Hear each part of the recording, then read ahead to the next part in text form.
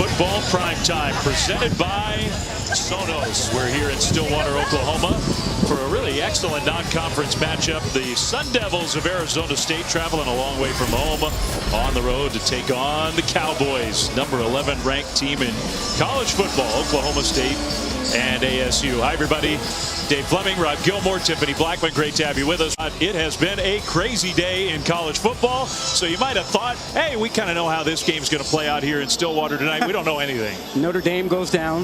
Texas A&M goes down. Wisconsin loses to Washington State. Who knows what's going to happen tonight? One thing we do know, Spencer Sanders is coming off maybe the best performance of his career. He's played a ton of football for Oklahoma State. He was awesome in week one. Yeah, incredibly underrated quarterback. This is a guy who's in his fourth year as a starter for Oklahoma State, and he had a fantastic game opening week, responsible for 6 touchdowns in that ball game. And Mike Gundy, his head coach, calls him a magician because he runs this up-tempo offense to perfection. And yes, he's the rusher. He's the leading rusher for this team. So as this offense goes, it goes because of the way he goes in a ball game. He's got to throw it and he's got to run it for Oklahoma State to be at their best offensively.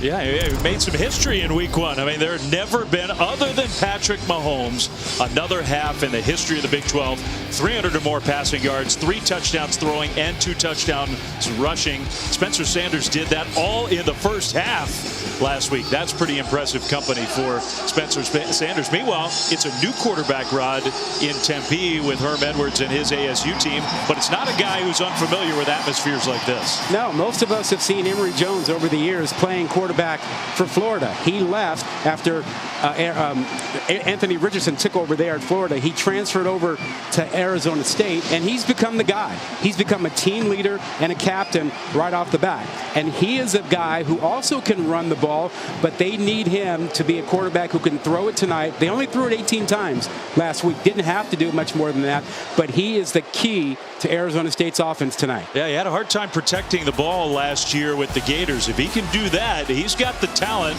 to pull off an upset on the road. ASU, OSU from Stillwater. Kickoff coming up next.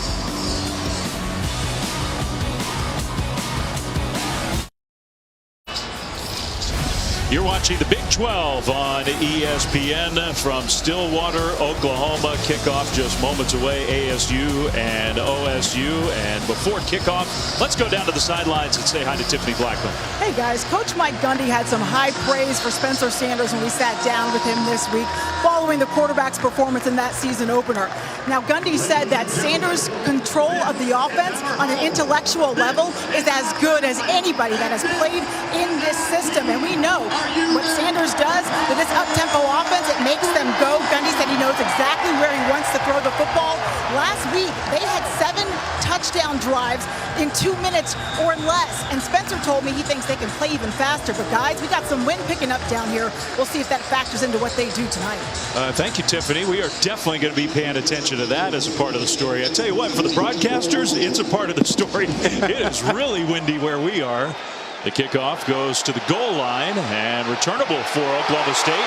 And a good return outside the 30 and the 35 and all the way to the 40 and even farther than that. Jaden Nixon. What a great start for Oklahoma State. So the Cowboys offense, which last week didn't need a lot of help, gets help with the good field position to start the game. And their quarterback, Rod, just talked about him in the open. Spencer Sanders, he has played a lot of football for this team. He was a great high school player. In fact, the Gatorade Player of the Year in the state of Texas all the way back in 2017. Took over as a starter here in 2019. Here we are in 2022. Still the starting quarterback, Big 12 offensive. Freshman of the year last year is all Big 12 first team quarterback. Led the league in total offense, and he almost fumbles the snap on the first play of this game, but he did a nice job of securing the ball, and he actually got almost 4 yards on first down. Yeah, good job. A self-proclaimed mama's boy. He said he learned a long time ago from dad to honor and respect mom, and he calls her every morning. Okay, that's a good son. My mom's going to be mad when she hears that. We all pale in comparison.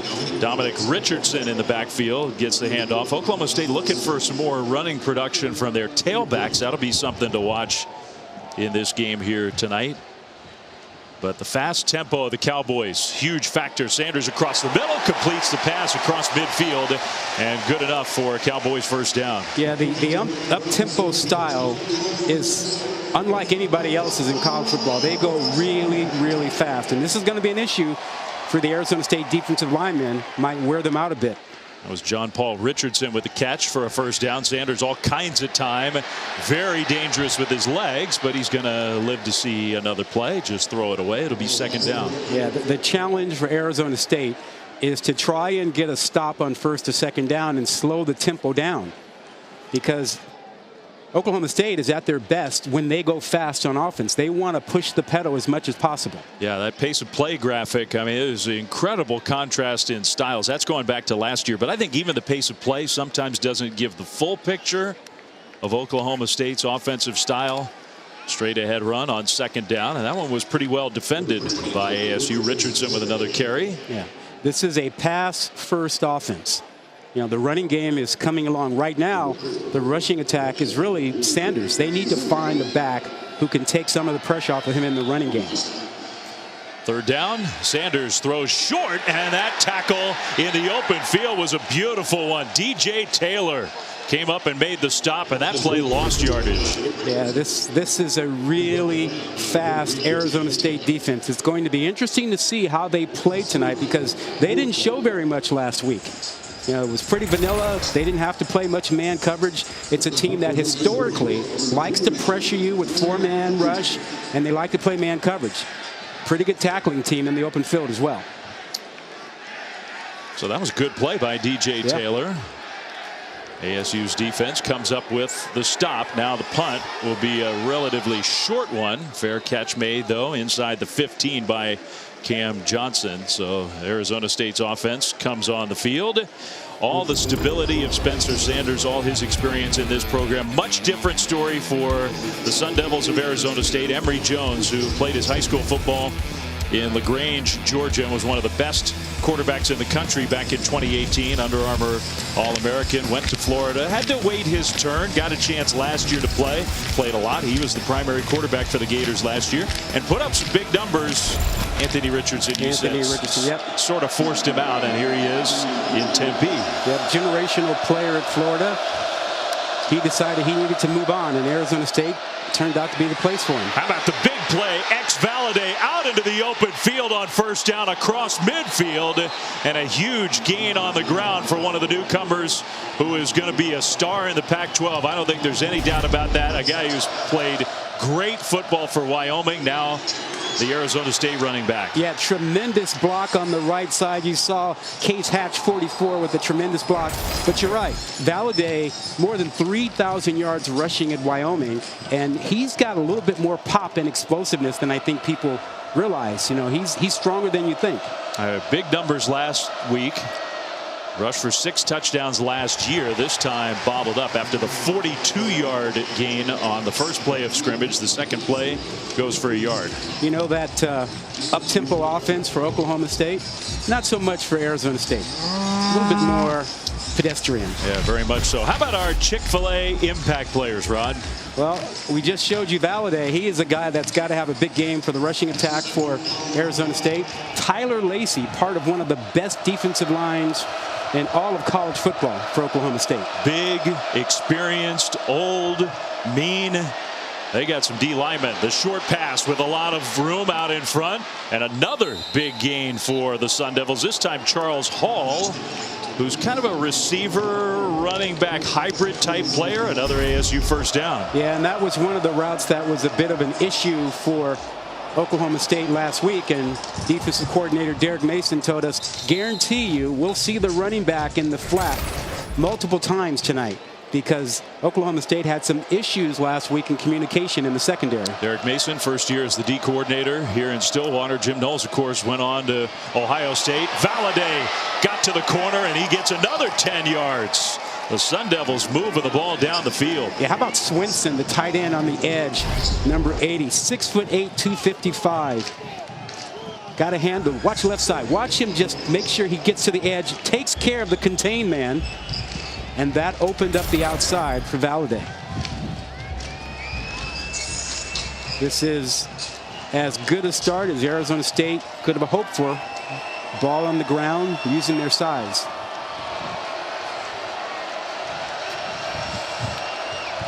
Jones in the backfield, a little play fake, and Emory Jones just got tripped up.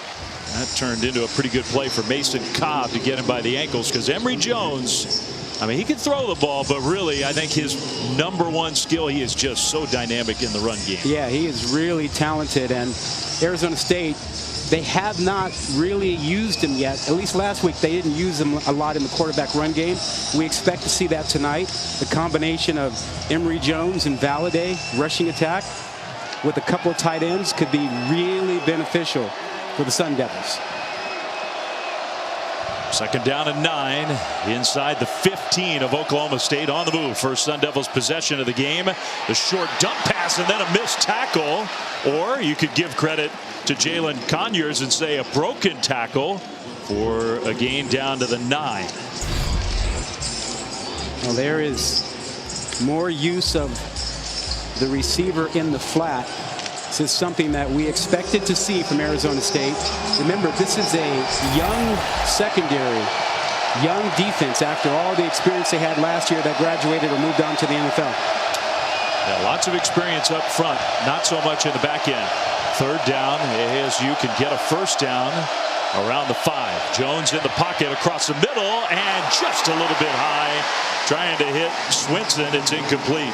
A little behind him and high. He had more room in front of him. He could have led him to that and just missed him. It's hard to go too high. Messiah Swinson 6'8". Yeah, you got to really put it up pretty high. Look at that. Yeah, you're right. It was also behind. So now it'll be Carter Brown, the true freshman place kicker, had a nice debut last week, went 4 for 4. Herm Edwards' team, that was an impressive drive, but they have to settle for the field goal try. Tiffany mentioned the wind. That kick is up, and it is good. Sun Devils jump out ahead. Yeah, that was a deliberate drive. Herm Edwards has to like it. Powerful rushing attack. ASU on the board.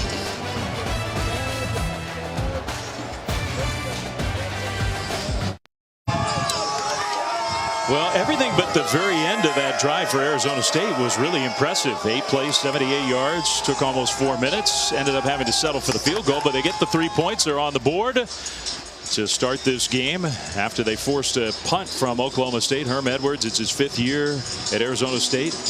And Rod, he is 6-6 against ranked opponents, and 3 of those wins have come in road games, which is a pretty impressive track record. Yeah, and he was looking forward to finding out really what kind of team he has. You know, 51 new players, first time going on the road this season with them, trying to figure out how they would react in a hostile environment against a top-ranked team. So Herm and his Sun Devils out to the 3-0 lead. Next week, SEC takeover really on ESPN. #2 Georgia going to South Carolina to take on the Gamecocks. That one's at noon Eastern.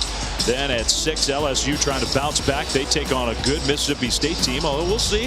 Mississippi State tonight gets Arizona out of the Pac-12, and then Miami against #6 Texas A&M. What is going on with A&M? They will not be #6 next week. We know that.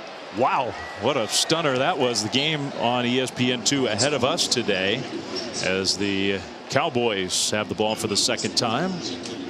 Texas A&M got really, in a lot of ways, Rod, they got dominated at home by Appalachian State. That is amazing. Another handoff. This one goes left to the 30, maybe the 31. It's going to set up a 3rd down and 4. Yeah, you notice that when Oklahoma State struggles on 1st and 2nd down, it slows down the tempo a little bit, which is exactly what Arizona State wants. Lets the defense get a little bit more organized. Spencer Sanders in the pocket. The throw is knocked down, incomplete. Nice defense. That was Roe Torrance from behind. No penalty flag. It's 4th down. Yeah, he is a large corner, 6'3", long arms. Came over from Auburn, one of the new players, and fits this system. They would like to play a lot more man coverage. They didn't have to do it last week, but that's going to make things a challenge for these receivers. They have to prove that they can beat single coverage. He almost looks like a linebacker. Yeah, he's a tall guy, tall and rangy. Tom Hutton, who is the oldest player in college football. He's the punter. going to try to angle this one away from a very dangerous return man, DJ Taylor. He didn't angle it anywhere. Taylor's got it. Taylor cuts it upfield, tries to spin away, and takes a big hit at the 25-yard line. That was a 52-yard punt and into the wind. That was pretty impressive. Sun Devils, though, will have the ball when we come back to Stillwater right after this. Football Prime Time is presented by Sonos. Experience game-changing sound made easy. ASU got to go back to Camp Tontozona, a little team-building outdoor activity before the year. I mean, the funny part about it, like, ex-Valladay, one of the best running backs in the country, you crash into defensive linemen, but you're too scared to walk across a plank over a creek that's probably 6 inches deep? We don't do planks, man. That's like walking the plank for a pirate. Come on. He had a big impact on the first drive for ASU. Xavier Valladay from Chicago, great career at Wyoming. He is the active leader in all of FBS football in rushing yards. And he can catch the ball out of the backfield, too. He can. He's going to get the ball on first down, bounces outside, and then takes a big hit and goes down. For more on X, let's go down to Tiffany. Yeah, guys, not much of an X factor on hikes, but he certainly is on the field. He told me that nickname, it means he's a guy that you can count on. He said he feels like whenever his name is called, that 10 times out of 10, I'm going to go out there and make that play. I asked him, where does that confidence come from? He said he's X Factor Junior. His father instilled it in him, guys.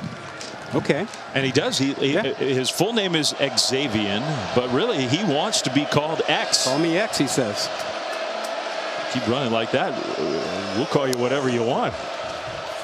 Valladay, play fake to him. Jones across the middle. Nice delivery, and then the turn upfield to midfield. Elijah Badger inside Oklahoma State territory, down to the 44. Man, we have seen some big plays already from this ASU offense. Yeah, that was a tremendous play fake by Emory Jones, the quarterback. It really sold the linebackers. Watch how far they come up and create that space behind where it's an easy throw for Jones. Tremendous fake. So the Sun Devils on the move again. 109 total yards already, and they've stymied the Oklahoma State offense. Daniel Ngata comes into the backfield now with a little offset I formation. Hatch, the fullback, another play fake down the sideline, incomplete. How wild is it? How cool is it to actually see a huddle?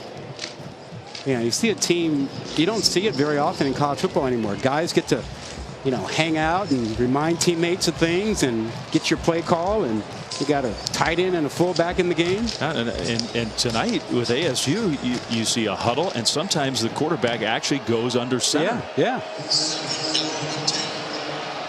Not this time, almost like a pistol formation for Jones. He's going to roll right and then get hit, throws over the top, another incompletion. Yeah, great poise. Emory Jones did not get hurried by the fact that he was being harassed. Didn't panic, kept his poise and threw the ball away. They were looking for a veteran quarterback after Jaden Daniels transferred to LSU. They have so many young guys. Herm Edwards told us, felt they really needed an experienced quarterback, and Emory Jones was the perfect fit. And now it's 3rd and 10.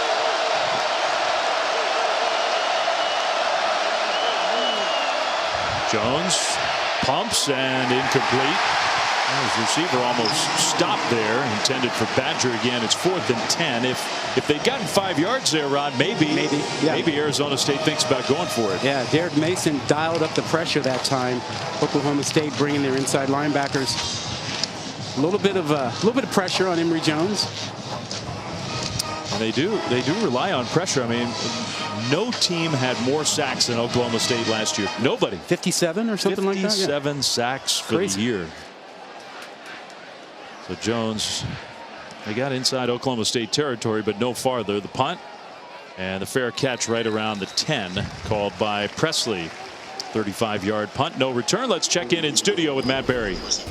Lemon, thank you. Time now for your AT&T 5G studio update. Going to go out west, USC Stanford. Caleb Williams to late McCree. This one early, 7-0 USC over on ABC. And by the way, I was rushing to get to studio there. We really needed a better intro for Matt Berry, one of ASU's finest. Prominent. Matt has a rooting interest in our game tonight. So a good start for USC. A lot of people question that top 10 ranking for the Trojans. Sanders, man, what a dangerous throw, and somehow he fit it in there to John Paul Richardson.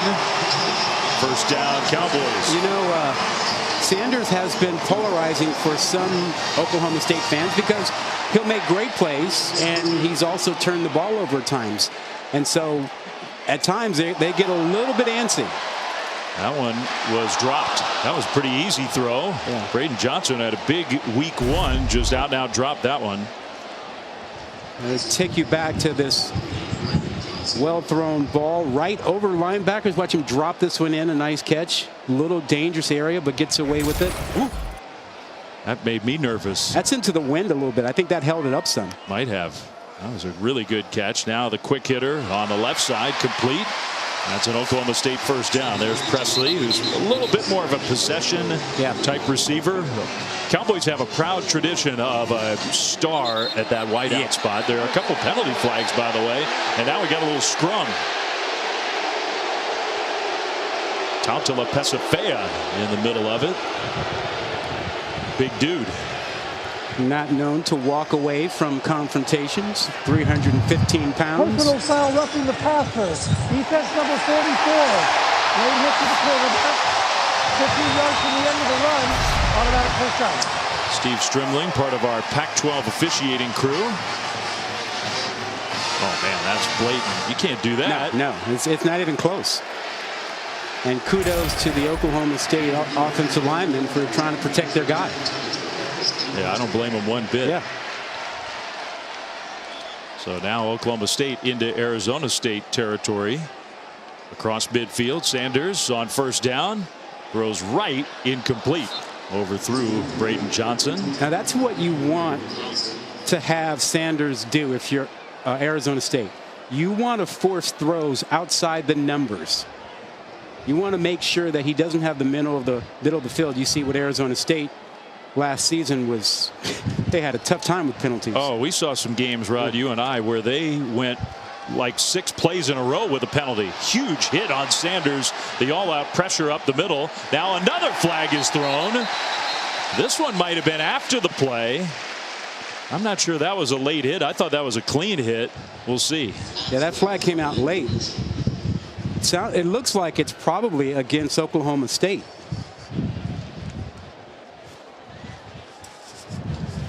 After the play, unsportsmanlike conduct on the offense number 73. Push the opponent in the face while trying to get up. 15-yard penalty. That's number 73's first of the game.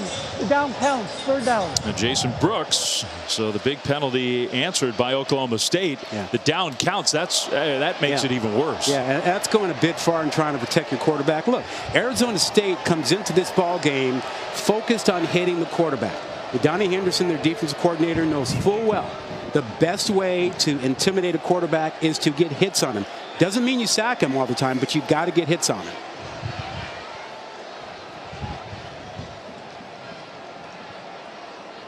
So it's third down. The yardage marker on the field says second down. It's not second down. It's third down, and Oklahoma State barely gets back to the line of scrimmage. So they got across midfield, and then they went backwards. Yeah. You know, we were talking before the game about Arizona State's defensive philosophy. Historically, they are a man-to-man pressure team.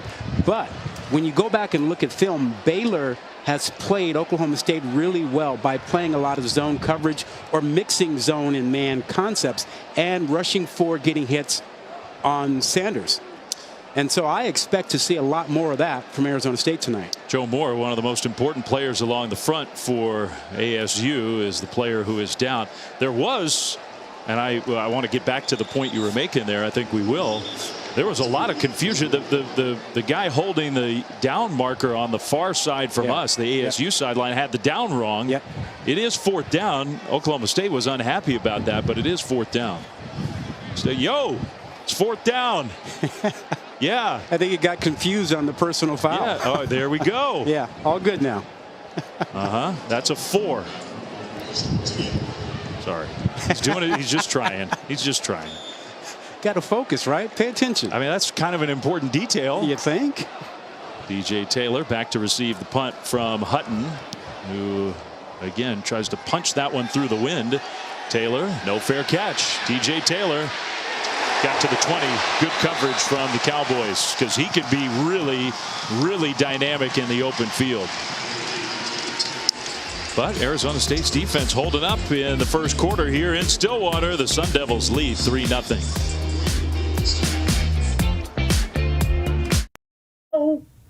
You play to win the game.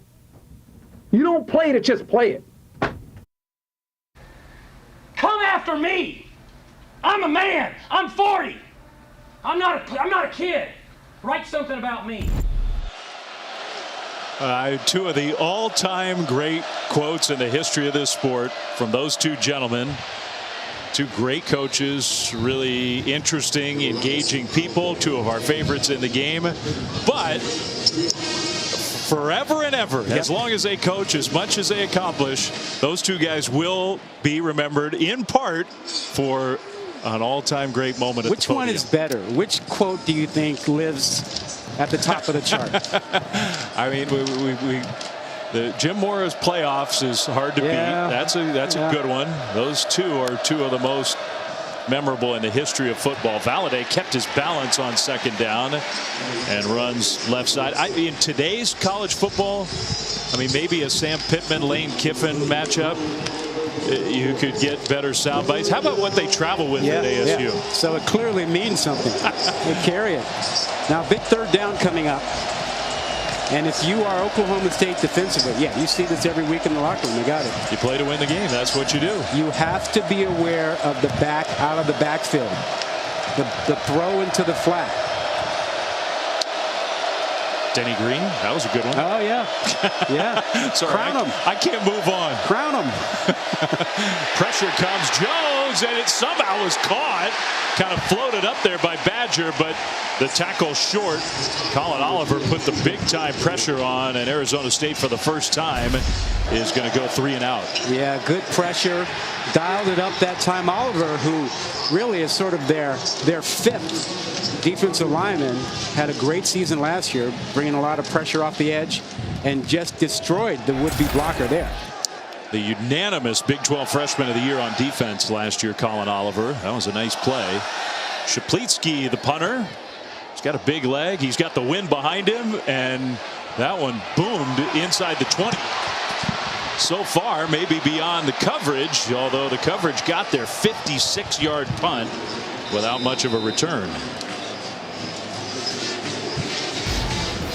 So tomorrow on Sunday Night Countdown, while we have a minute, the first full week of the NFL. We've already had one game in the books. Dak Prescott sits down before he takes the Bucs. All access inside. Raiders, Devontae Adams, a big star, moving to a new spot here before the year. That's at 10 Eastern on ESPN. And then Monday Night Football season begins. How about this matchup? Russell Wilson in Denver goes back to Seattle for his first game. Monday, 8 Eastern. All those places, ESPN, ABC, ESPN Plus, Deportes. Monday Night Football, week 1, great matchup. First down carry for Oklahoma State. Great start for Oklahoma State. They haven't been able to run the ball. That's the first opening drive run that got them good yardage. Now the quick tempo, the pass out on the right sideline, wide open, and the pass caught by Johnson. First down, Cowboys. And here comes the tempo. They will hurry to the line of scrimmage.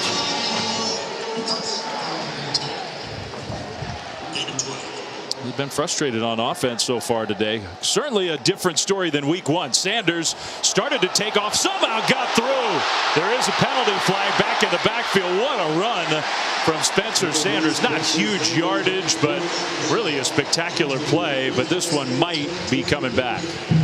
Holding, offense number 73. 10-yard penalty, second down. Wow, that's Jason Yeah, Brooks. his second big penalty. Penalty of the day. That's a big one. Tremendous effort by Sanders to get loose, all for naught. Jason disagrees with that penalty. You know, and having control of the tempo of the game makes such a big difference. And you see on the right side, there's Brooks. And, yeah, he's from behind grabbing the jersey. Not as blatant as you would think, but enough to get flagged. And he's coming out of the game. Yep. Is that Jake Springfield who's coming back in? So Brooks, that's 2 big penalties on him. And he's out. First and 20. Sanders throws left. That one knocked away incomplete. Nice hit there by Tamarcus Davis. And Arizona State's okay with that. They're okay with those throws outside the numbers. They want to encourage that. They don't want the throw up the seam, the throw in the middle of the field. Yes, you brought some folks here to Stillwater. There has been a lot of speculation about this Pac-12 Big 12 matchup. Sanders again breaks free. Man, Arizona State's had a couple chances for tackles right at the line of scrimmage and hasn't been able to get Sanders to the turf.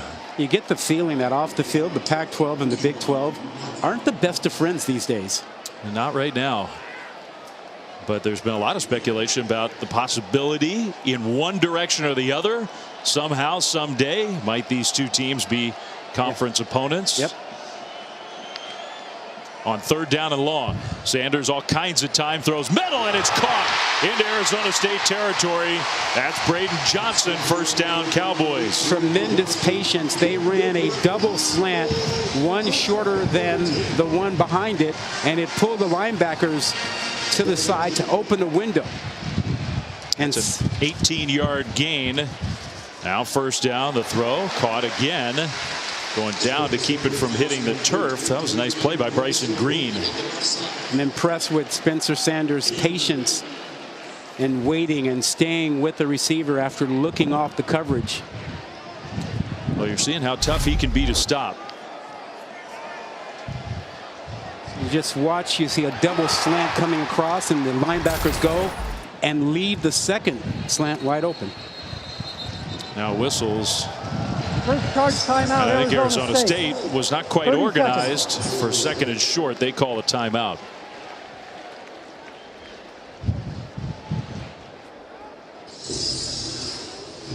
So we'll keep it here. 2nd and 1 coming up. Final minute of quarter number 1. A quarter that's really been dominated, might be too strong a word, but Arizona State has outplayed the number 11 ranked team in the country on the road. I mean, we were talking about the drama between the two conferences.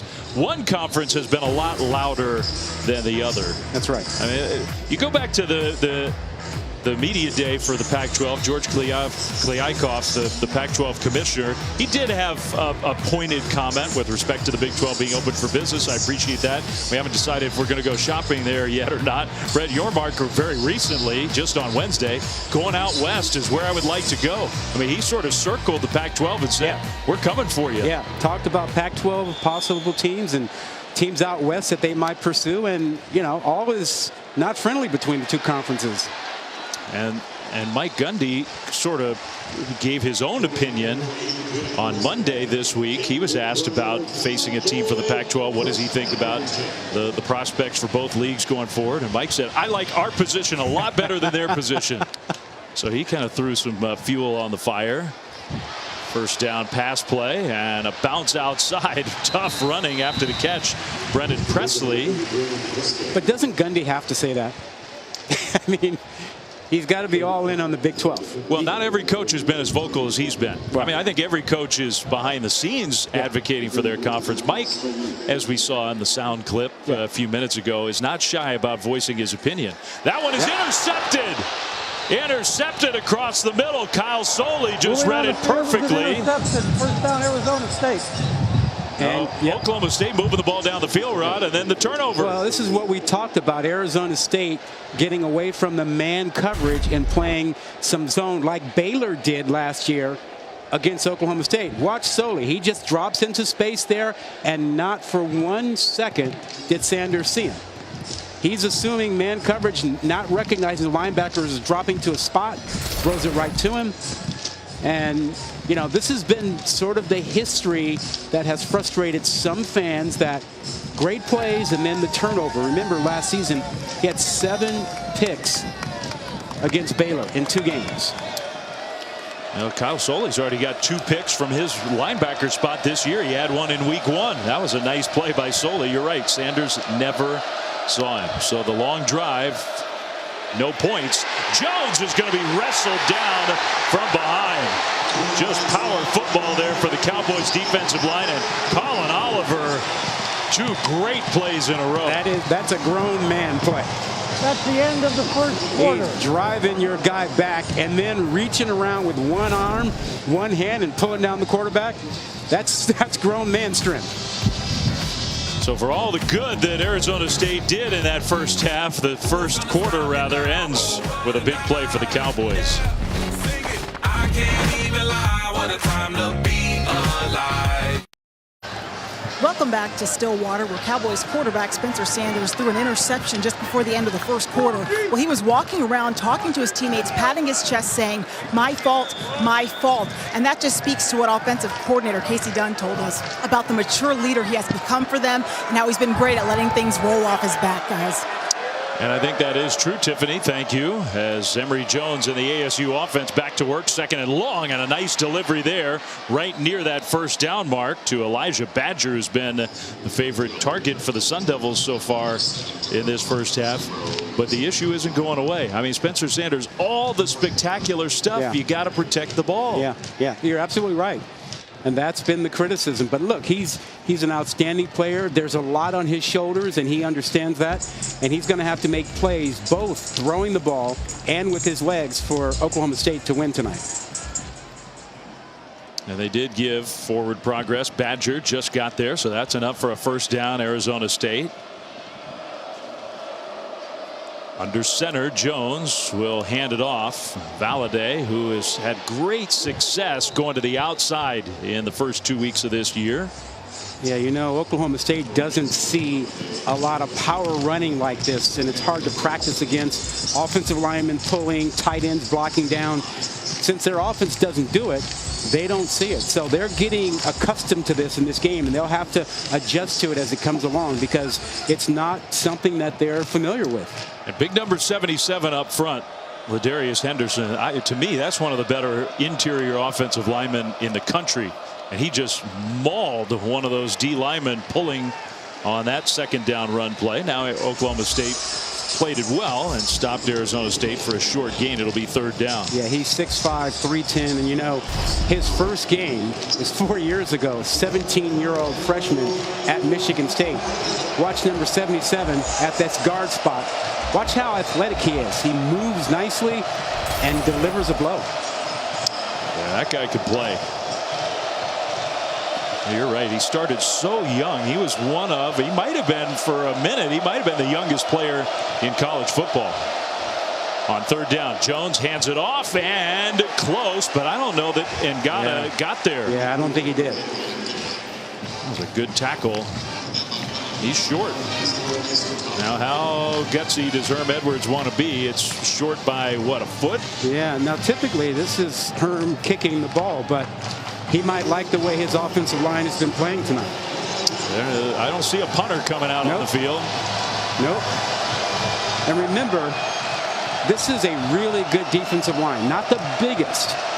So expect Oklahoma State to move that defensive front, attack, and not sit there for the big guys to lean on you. ASU's a little disorganized coming to the line, and I think they're going to need a timeout. They will call timeout.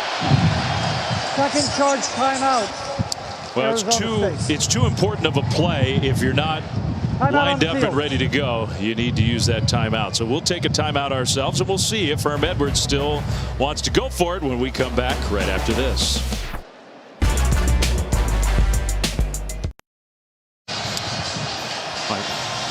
Well, it is still 4th down, but in the timeout, Arizona State decided that they didn't want to go for it. So they burned a timeout in the 2nd quarter, and then they're going to punt the ball away. Shaplitsky with the wind, I think, definitely impacting that one. It is so windy. We're up on the roof. It is incredibly windy where we are. Maybe less so down on the field inside the stadium. But Oklahoma State will get the ball back after forcing the punt of 43 yards. This season, All-State will celebrate every field goal and extra point made by participating universities by making a donation to the university's General Scholarship Fund. Thank you, All-State. Cowboys have to find a rhythm. They have not been operating at their pace. First down stops made it difficult for them. Look at that. 4 drives, 3 punts, and a pick. Last time they had it, it looked more Cowboy-like. Casey Dunn, the offensive coordinator, has done a really good job here and loves that up-tempo, that quick hitter, the screen to Presley. But Pesafea was there with some help. Short gain. Yeah, up-tempo struggles when you don't get anything on first down. 2nd and long, and the handoff. That one was well defended out to the 20, but no more. It'll be 3rd down and 5. Omar Norman Lott. So much turnover on this Sun Devils roster.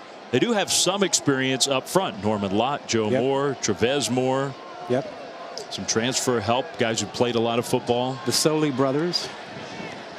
Yeah, those guys at the linebacker spots. Kyle already has an interception in this game. 3rd and 5.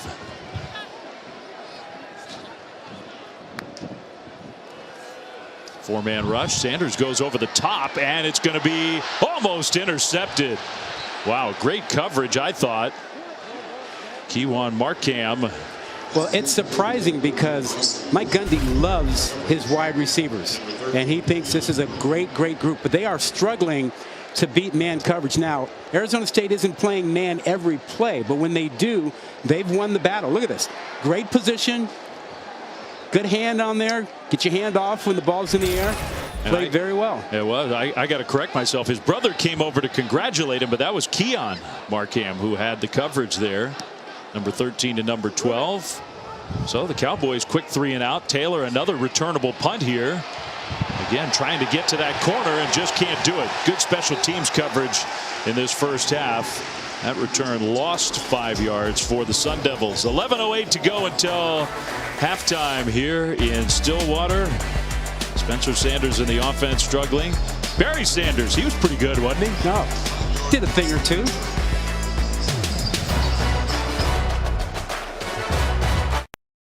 Football Primetime presented by Sonos is brought to you by Liberty Mutual Insurance. Only pay for what you need. Well, they have a great tradition of running backs here in this Oklahoma State program. 3 college football Hall of Famers, Thurman Thomas, Barry Sanders, a guy who maybe has not been appreciated in the history of the game as much as he should have. He's being appreciated now. Terry Miller's going into the College Football Hall of Fame this December, and they honored him on the field in between the first and second quarters. Terrific college player, terrific NFL player. And you're right, he's the guy that gets forgotten when you talk about the great Oklahoma State running backs. Barry Sanders comes to mind, Thurman Thomas, but Terry Miller is also in that group. It was great to see Terry looking good with a big smile on his face. Back to football here, and Valladay breaking tackles. Valladay having a nice first half. Arizona State with the ball. 11 minutes to go until halftime. The only points, Sun Devils field goal. That's it. I'm surprised Arizona State hasn't attacked the secondary more. Given the communication problems the Cowboys had last week, they had a lot of blown coverages. I would expect that Arizona State would try and take advantage of that. Haven't done so yet. 2nd and 3. Emory Jones under center. And off left side, and that big, strong defensive line was there waiting, but the play only now is getting blown dead. Now the ball came out at the very end. I think the whistle was ruled down. 3rd down. Tyler Lacey, guy who's trying to sell the fact that the ball came out. How big is Tyler? He plays defensive end for this team. Yeah, they move him down inside sometimes. 285, 290 pounds. He's probably the best defensive lineman they have in a group of stellar guys who are really athletic and quick.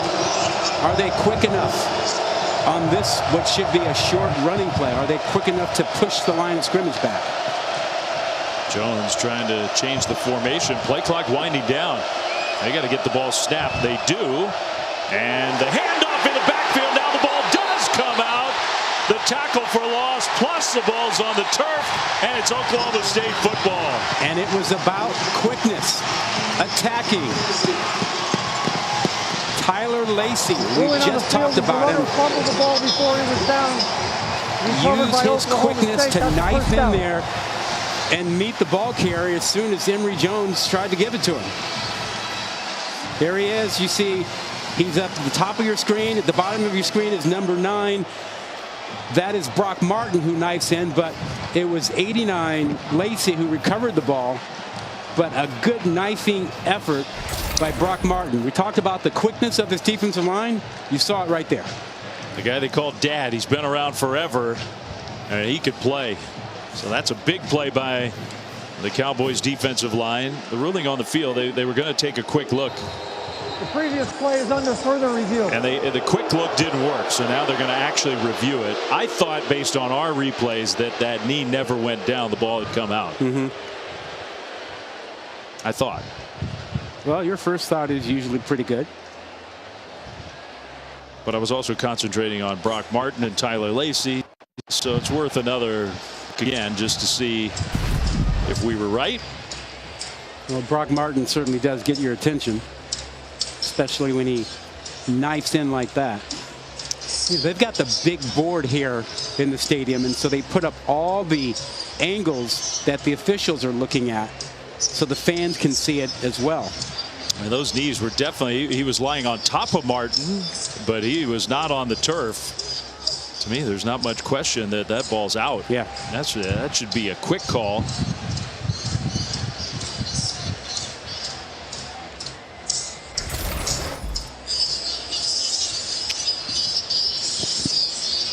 Operative word being should.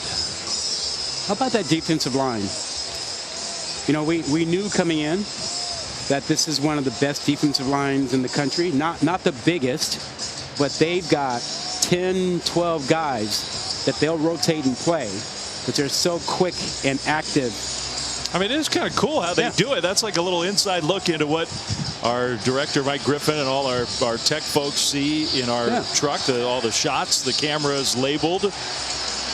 Near high home, left 25-yard line, 50-yard line shot. Brock Martin's going, well, what else do you need to see? It's like it's too much to look at. After review, the ruling of fumble and recovery is confirmed. Ball is out before his shoulder hits the ground. All right, so we got the confirmation. It'll be Oklahoma State ball, and let's send it down to the sideline and Tiffany. Dave, you mentioned that Brock's nickname is Dad. Well, it was given to him by defensive end Trace Ford. And Brock said he didn't mind that Trace shared it with the media. He's always kind of just took him under his wing, and it's kind of their little go-to thing that they call each other. Defensive coordinator Derek Mason refers to them as father and son. Thank you, Tiffany. The 4-time first-team academic Big 12 member. Handoff and a booming hit from the running back. Straight ahead run for a nice gain for Oklahoma State. That's Dominic Richardson. And that's what this offense has been missing. It's been missing a running back who can run inside and take some pressure off of Sanders. Hand off to Richardson again, inside again, and another nice gain inside the 20. And more powerful running from the junior from Oklahoma City. Yeah, good job by the right side of that line. Preston Wilson, Hunter Woodard, little inside zone, stretching their guy out to the right side. Cowboys on the move after coming up with the turnover. Sanders keeps. Sanders to the 10. And even Sanders, the quarterback, doesn't want to go down quietly. Yeah, I don't want him lowering that right shoulder, though, taking on a block, taking on a tackler. Yeah, you need that right shoulder for something else. Yeah, you got to keep him healthy. First and goal, Oklahoma State. Receiver in motion, handoff, left side, and Richardson stopped inside the 5. You feel the change in the rhythm for Oklahoma State. The pace is where they want it. Richardson to Sanders right in the backfield. Richardson gets it. Touchdown, Oklahoma State.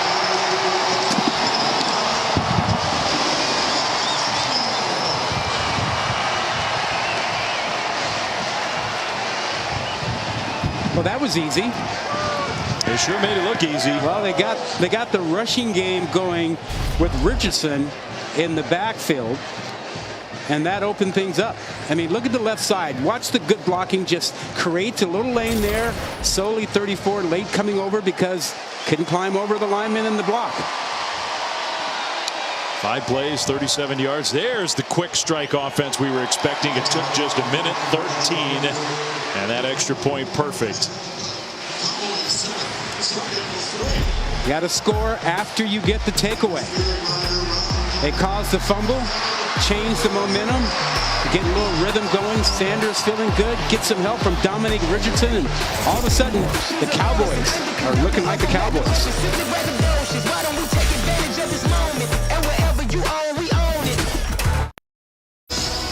Well, it's been such a great U.S. Open. Tomorrow, the men's final, 4 Eastern on ESPN. Casper Ruud and the 19-year-old from Spain, Carlos Alcaraz, two of the great, talented young players. He's got a chance to be an all-time great.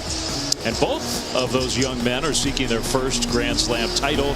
Should be a thrilling final, 4 Eastern on ESPN. Tomorrow, the winner, by the way, new #1 ranked player in the world. So that's also at stake, aside from a first Grand Slam. The nice touchdown drive. It didn't last very long for the Cowboys. They didn't need a whole lot of time because they had a short field and they found their rushing attack. Someone other than Sanders. Dominic Richardson came alive on that drive, and then you sprinkle in a little Spencer Sanders and finish it off with the big back, Richardson. And now you feel the momentum change. You feel like Oklahoma State is finding their own rhythm, their own style again. And part of that is Arizona State's offense is kind of stalled out. The Sun Devils were moving the ball early in this game and haven't looked as organized. Had some blown plays. Emory Jones, the transfer from Florida at quarterback, hands it off on first down. Valladay, a gain of 2, maybe 3 yards. Yeah, right now that defensive line is too quick for Arizona State's front, and Arizona State's going to have to switch it up. Maybe a little bit quarterback run game. We talked earlier also about attacking that secondary that had some trouble last week.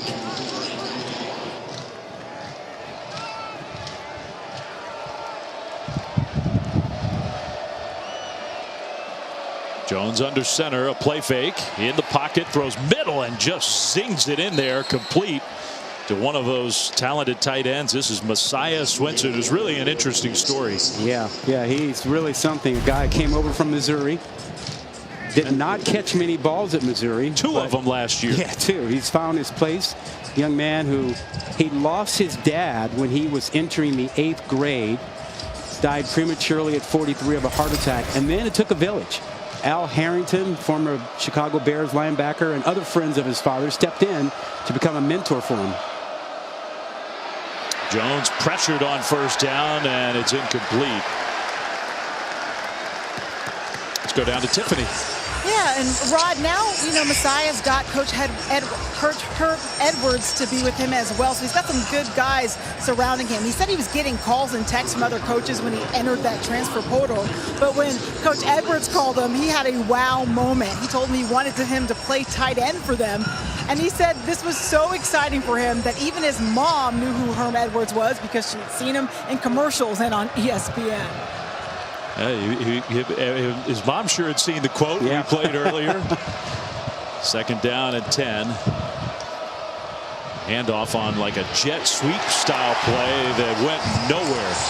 Well, Tiffany mentioned that Swinson has a lot of good men in his life. It's just a reminder of, it takes a village, and having all those friends step in to help out when his father passed away. It's just a fantastic story.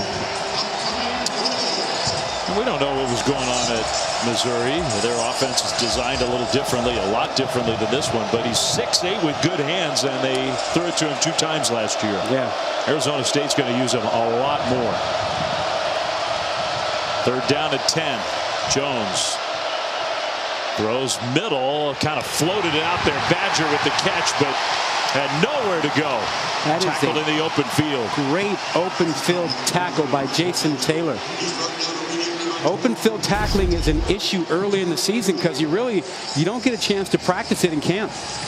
You know, it's just not one of those things. It's too dangerous. And now you get an open field chance. Look at that. Good wrap up.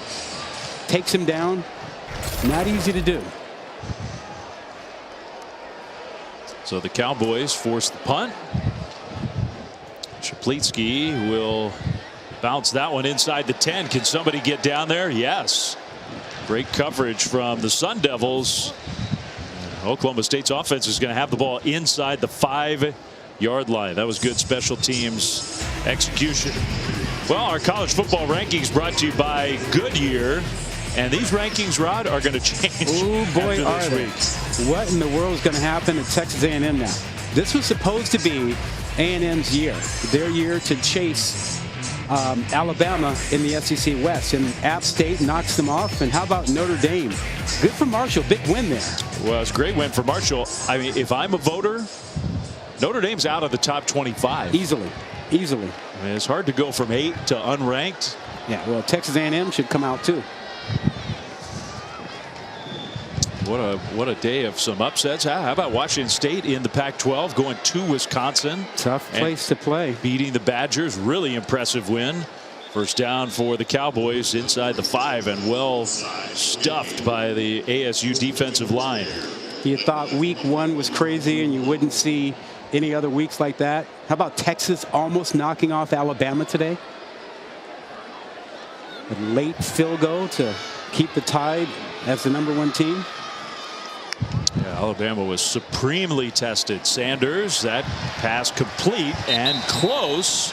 The extra effort there at the end of that play by Johnson. And they may well give Oklahoma State a first down. We'll see. I think they spotted him just a little bit short. Look how fast they get to the line of scrimmage. They don't want to waste any time. The handoff on 3rd and short, just enough. And you get there quickly, hand the ball off. It's hard for the defense to be ready. Yeah, and remember now, Arizona State has to get a defensive signal in. So they look to the sideline to get the signal. Every player on the defense. And you don't want to get caught looking to the sideline while Oklahoma State's running a play. First down, Cowboys. Sanders fakes. Sanders keeps and then goes into the stylish slide. See, what gets ignored about this, if you look to the sideline to get your call, now when you turn back, you have to diagnose what the formation is and what's going on. Sanders throws on the move, incomplete.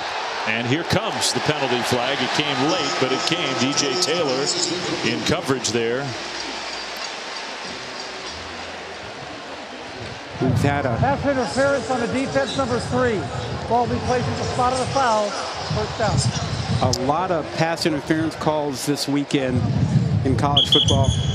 And talking to the officials before the game, you know, they reminded me, listen, this is a contact sport.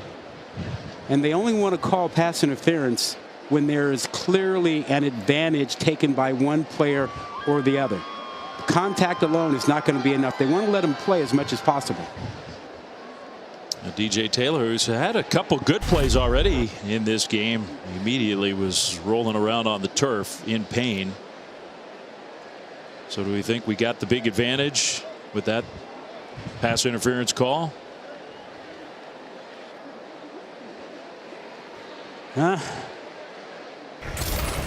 It's a little tough. I'm not sure that was as blatant and as aggressive as you'd normally get on a pass interference call. And it looked like maybe he hit his head on the turf at the end of that play. Yeah, maybe. DJ Taylor is going to sit up and get up. Well, that's a good sign. Taylor is going to jog off the field.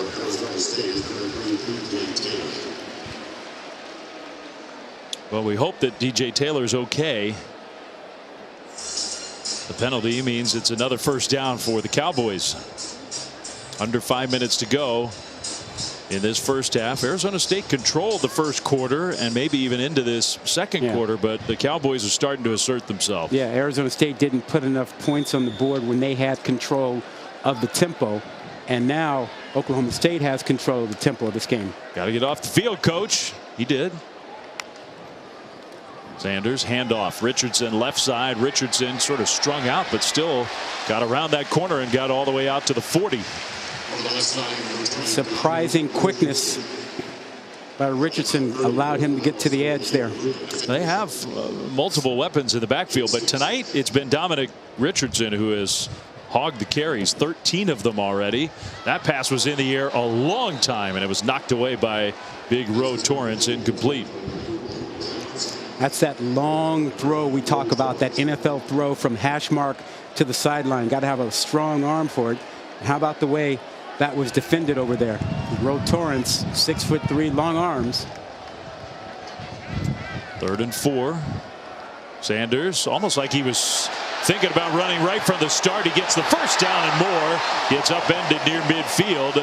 But a first down, Oklahoma State. And Arizona State had a spy waiting for him to run, but Oklahoma State did a good job of blocking the spy.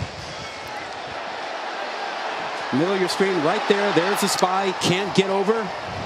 Good block, and yeah, another player down for Arizona State. Defensive lineman Nesta Jade Silvera, who is a Miami transfer.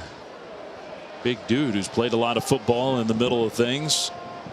Not putting much weight on that left leg. Yeah, 6'2", 315 pounds.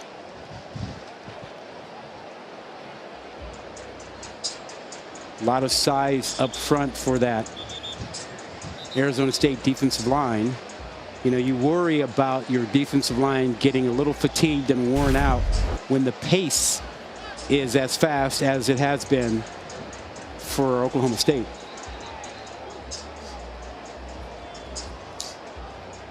Yeah, almost looked like the ankle got pinched a little bit and twisted. Right at midfield, first down, Cowboys.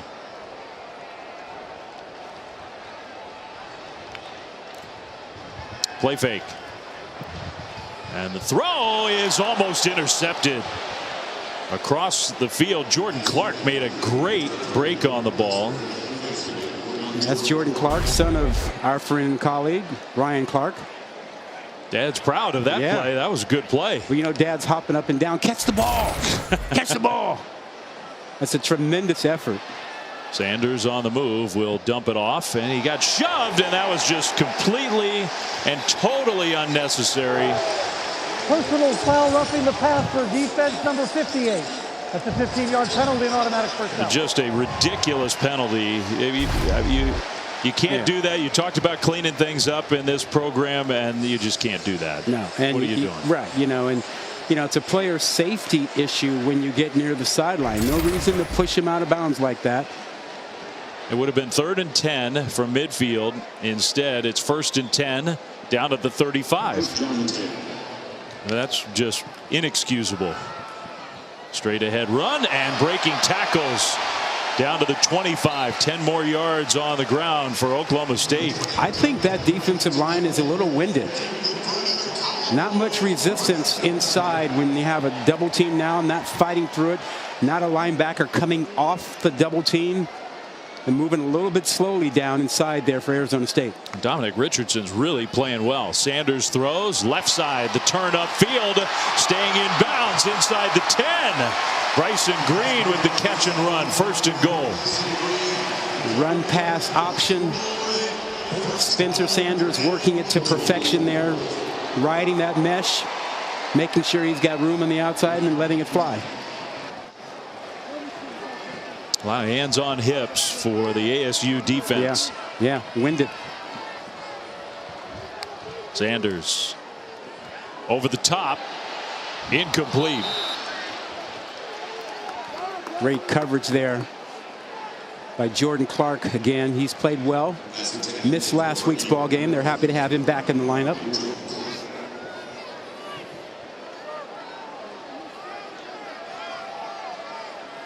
Played his high school football in his hometown of Baton Rouge, Louisiana. Came to Tempe to play for Herm Edwards.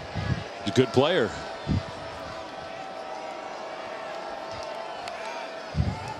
Option. Sanders keeps it. Sanders, touchdown.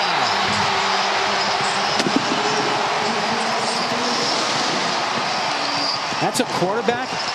He looked like a halfback on that. He put his foot in the ground and cut up field. That's tough to defend. Oh, man.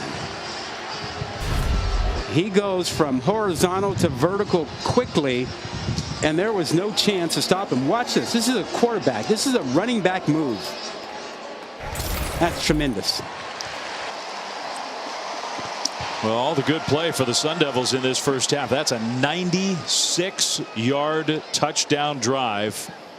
All that good play, and the Cowboys have put 2 touchdowns on the board here in the second quarter, and they lead 14-3. Yeah, took advantage of that penalty, roughing the passer, unnecessary, which really gave Oklahoma State a short field. There it is right there. Unnecessary. That gave more life to the Cowboys, and they took advantage of it. And when your quarterback can do this, yeah, you're going to get points on the board.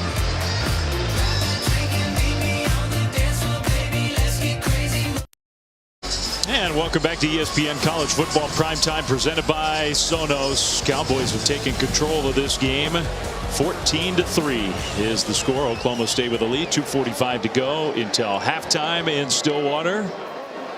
A lot of football still to be played. Arizona State got off to a great start in this game. Now we'll see if they can come up with a 2-minute drill style drive. They need one. They do. They've lost control of this game. They'll start at the 25 after the touchback. Coming up on the DirecTV halftime report. Rod and I have already talked about some of the big stories around college football. Alabama surviving against Texas in Austin. Huge. I mean, upset doesn't even begin to describe. A&M and Notre Dame going down in shocking fashion. And Ohio State and Georgia had a little easier time. They cruised to victories. All that and more on our DirecTV halftime report. It's going to be a rough week at Texas A&M and Notre Dame. Man. I mean, Texas A&M, they got... Their offense did nothing today against a team that gave up 60 plus last week to North Carolina. Handoff straight ahead. I mean, you got plenty of time. You got one timeout left, ASU does, but they're going backwards on first down. Since the first drive, the Arizona State offense has not been as successful. Yeah, the rushing attack has stalled. And they haven't had a breakout receiver yet today. They haven't been able to shake anybody loose. This secondary for Oklahoma State has played way better than they played last week. 2nd and 10. And Valladay will get the ball again. Oklahoma State saw that coming. Yeah, too quick. They're too quick up front right now. Tyler Lacey, 285 pounds, but he's got great quickness, and that's a problem for this offensive line. 2 minutes and 4 seconds on the game clock. Yeah, that guy, he can play, man. He is I think he's one of the best defensive linemen in the country. Yeah, no doubt. No doubt. Oklahoma State calls a timeout, by the way. You can finish your point, but they want to save time. Go ahead. Yeah, as they should, because the third down and 16 here, they got a chance to get the ball back and to put some more points on the board. Listen, they've got the momentum, they've got the pace of the game on their side right now, and they'd like to continue that before halftime. 2 minutes, it's a lot of time. They don't need 2 minutes, and Herm Edwards knows now it's 3rd and 16. His offense is not really equipped in the downfield passing game to handle 3rd and 16 from deep in your own territory. Yeah, this would be a challenging throw right here. It's interesting, isn't it, that Emory Jones' run game just hasn't really been there? I'm surprised they haven't run him more in this ball game. I got to believe that that's going to be one of the halftime adjustments, is to get him going with his legs more. So 3rd and 16.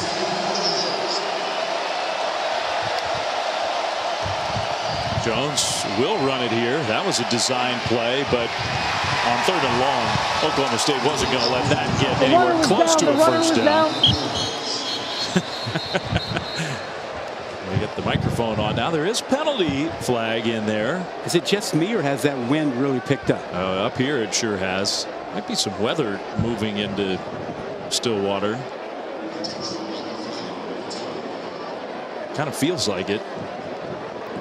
Well, if you're Oklahoma State, that wind is still at your back. Blindside block, offense number 12.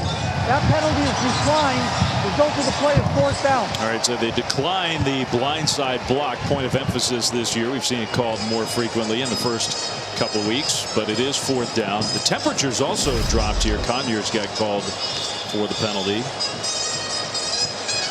Second charge timeout, Oklahoma State, 30 Here seconds. you see the hit, and as you pointed out, it's a player safety rule, blindside blocks. Game Trying to clock get operator, those please put 1 minute out of and the game. 57 seconds on the game clock. 1:57. Oklahoma State has 1 timeout remaining.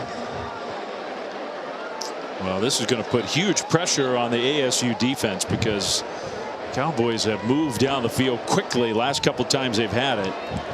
And you're kicking into the wind. A wind that, as you said, has picked up, temperature dropping. And that punt was a borderline shank. It was a shank. Yeah, the wind had to have something to do with that. Wow. Things have gone sideways and worse for ASU. That's a 25-yard punt.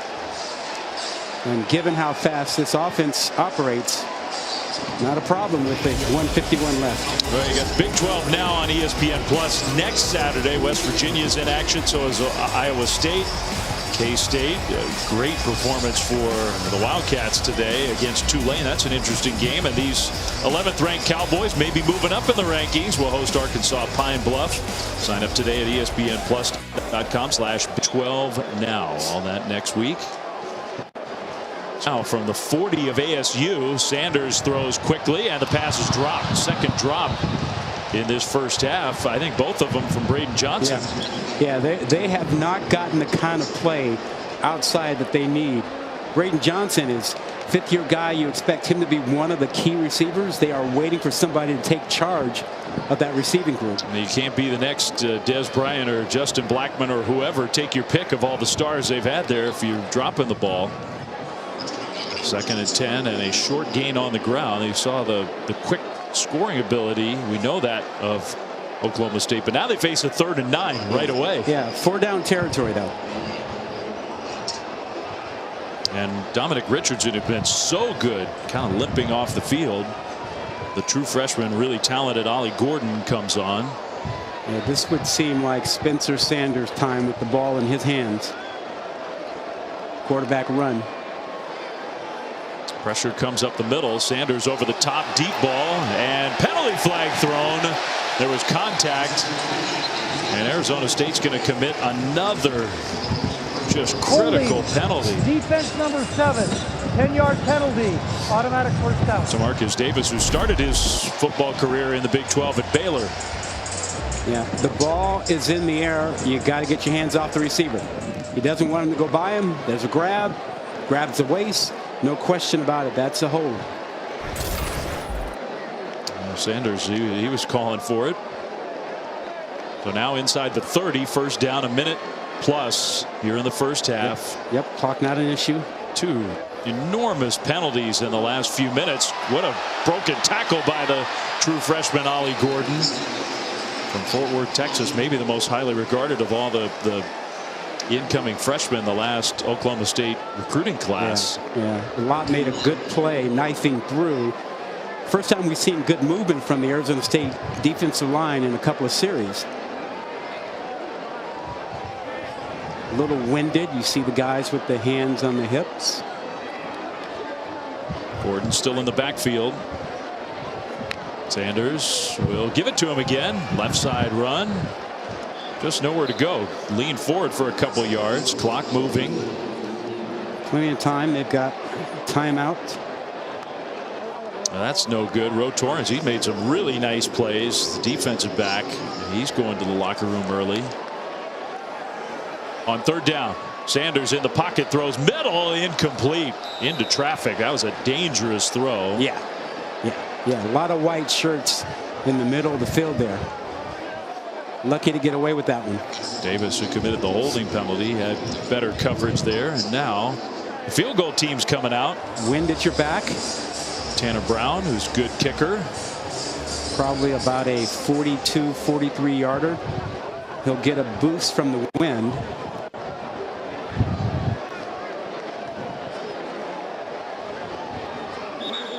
Now Herm Edwards is going to call timeout. Final timeout, Arizona State. 43-yard field goal try coming up.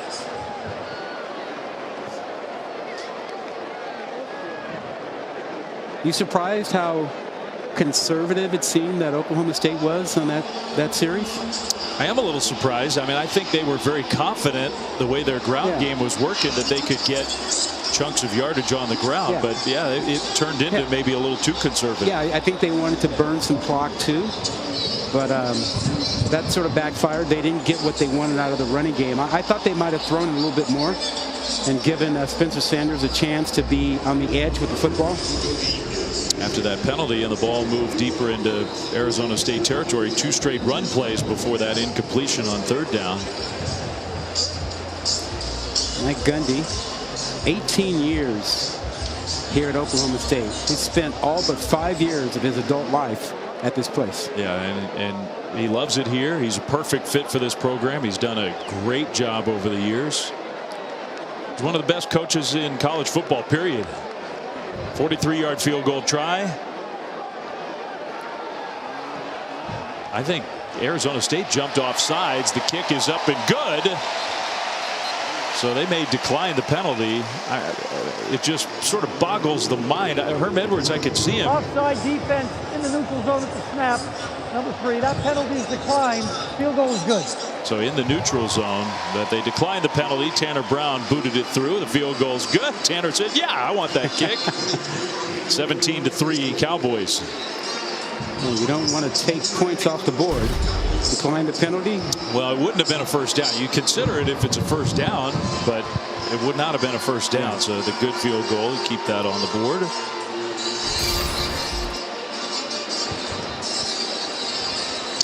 .26 seconds to go. Mike Gundy's got to be very pleased with the way his offense kicked it into gear as the half went on. The first 5 drives, no points. Last 3 times they've had the ball, 2 touchdowns and field goal. Well, they started finding something in the rushing attack with Dominic Richardson stepping up. We talked about it at the beginning of the game. They needed somebody to run the ball other than Spencer Sanders to take some pressure off him. They found that midway through the 2nd quarter, and that really kind of jump-started the offense.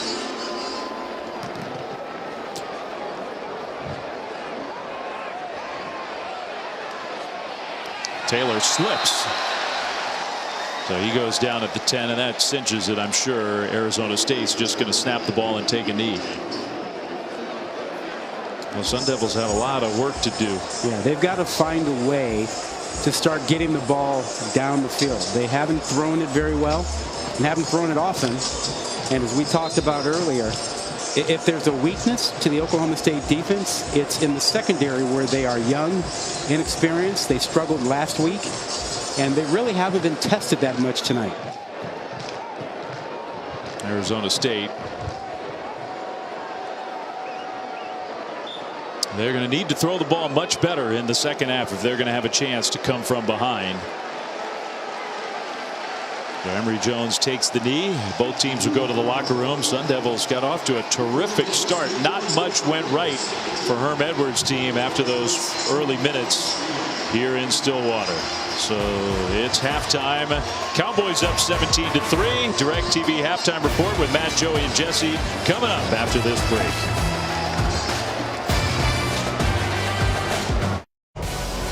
Welcome back to ESPN College Football Primetime, presented by Sonos. As we get ready to start the 2nd half from Stillwater.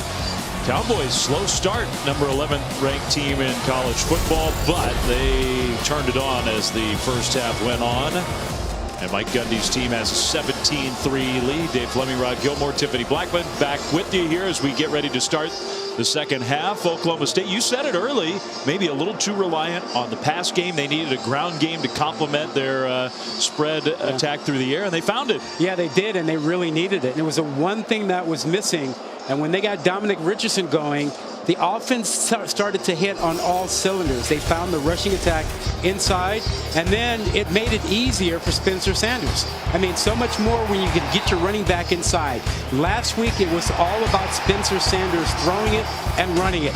Tonight, midway through the 2nd quarter, Richardson got in the act, opened up the offense. That made it easier for Spencer Sanders to run and to throw, and now they seem to have it all going in their direction. Sanders Dynamic in the open field with the complement of Richardson, the way he ran. It was pretty good 1-2 combo on the ground. You see the stats from the first half. The total yardage now well in favor of the Cowboys. About 0 for 7 on third down for Arizona State. Yeah, and they've got to find a way to get their passing attack going. 88 yards passing. They haven't had enough Emory Jones, so they really need to get more of Emory Jones in the second half. While we have a moment, let's go down to the sideline. Tiffany Blackman. Hey guys, you were right about Oklahoma State running that football. That's where things changed for them in that first half. And when I spoke with Coach Mike Gundy, he said they started running better. They started blocking better, the things that they weren't doing early on. He also noted that Arizona State started to play back on them. And when they do that, they got to run. Guys. All right, thanks, Tiffany.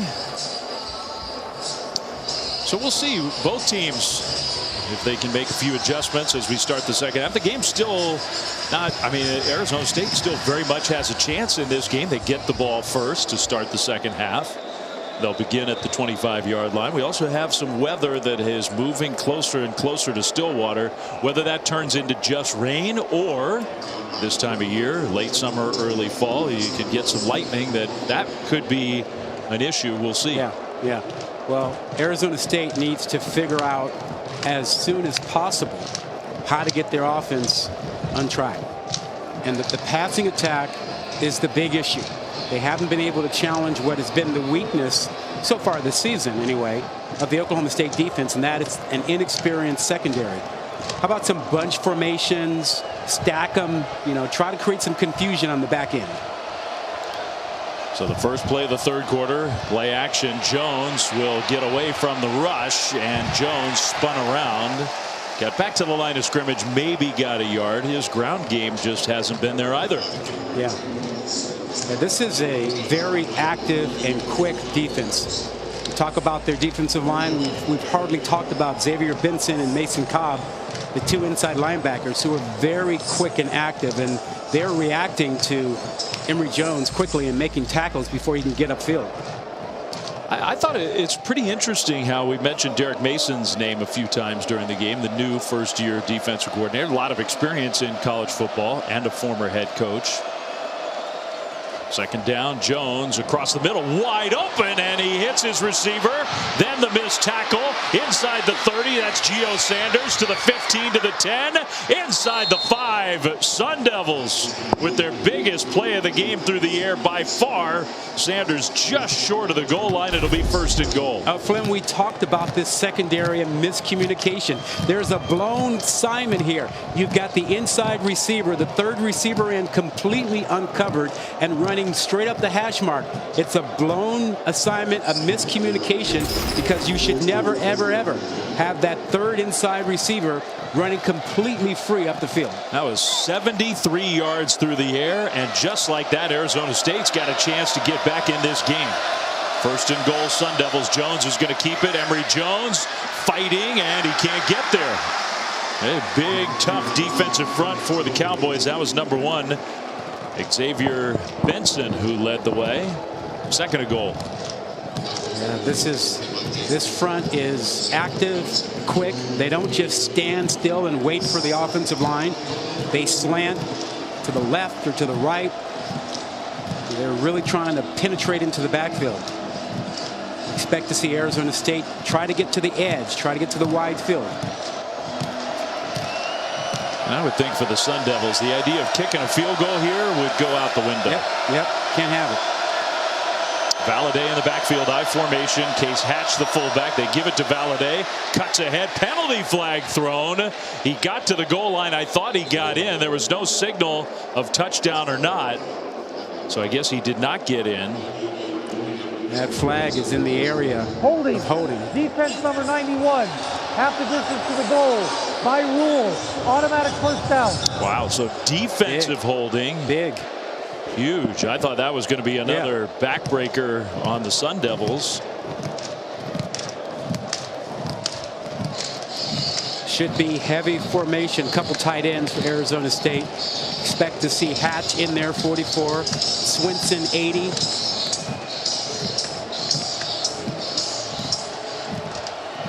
Yep. Couple tight ends. Of course, that penalty, as announced by our referee, means first and goal, basically from the goal line. Touchdown. Oh, what a great start to the second half for the Sun Devils. What a crunching block by 44 Hatch. Just get behind him and let him take you into the end zone.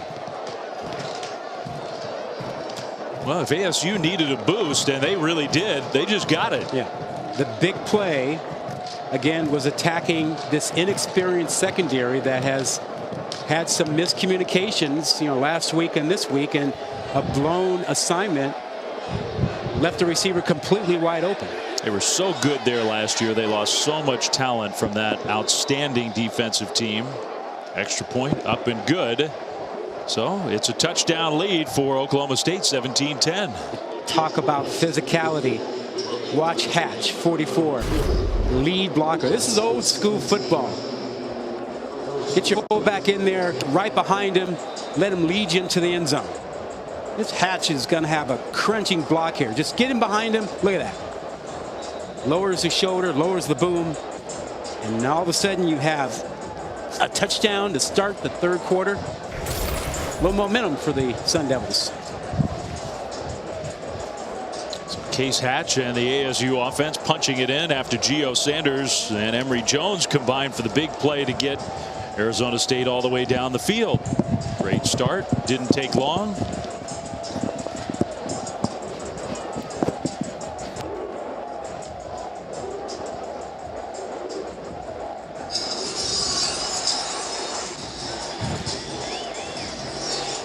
Well, the opening drives haven't been an issue for this team. Started the game. First time they had the ball in the first quarter, and this second half opening drive.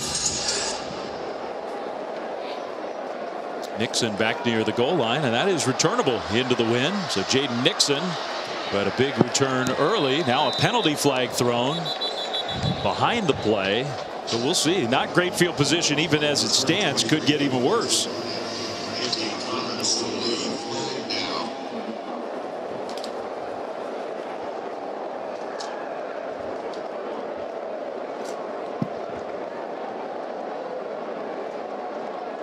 Pretty long conference down there. During the return, holding receivers number 4. Half the distance from the end of the run. First down. Well, now Oklahoma State did have a 96-yard touchdown drive in the first half. But they're going to need something close to that. They're going to start inside their own 10. Yeah, not the way they wanted to start the second half, giving up a big pass and a touchdown, and now you get a penalty and you're inside your own 10-yard line.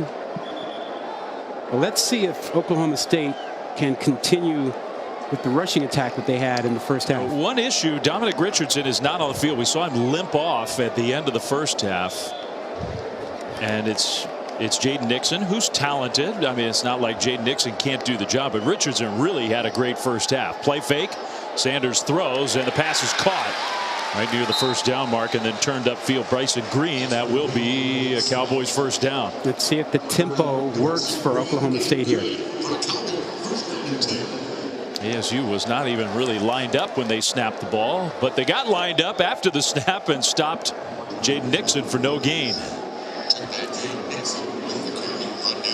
Nesta Jade Silvera back in the game. He, remember, limped off in the first half, so that's good news for the Sun Devils. Now Sanders keeps it. Sanders trying to bounce it outside. Spencer Sanders gets forward for a gain of maybe 4, but it'll be third down. He takes a lot of hits. He does. A lot of hits. Now it's one of the reasons why they needed to find some help in the rushing attack to reduce the number of hits he gets in a game, because if he were to get injured, that'd be it for the Oklahoma State offense this season.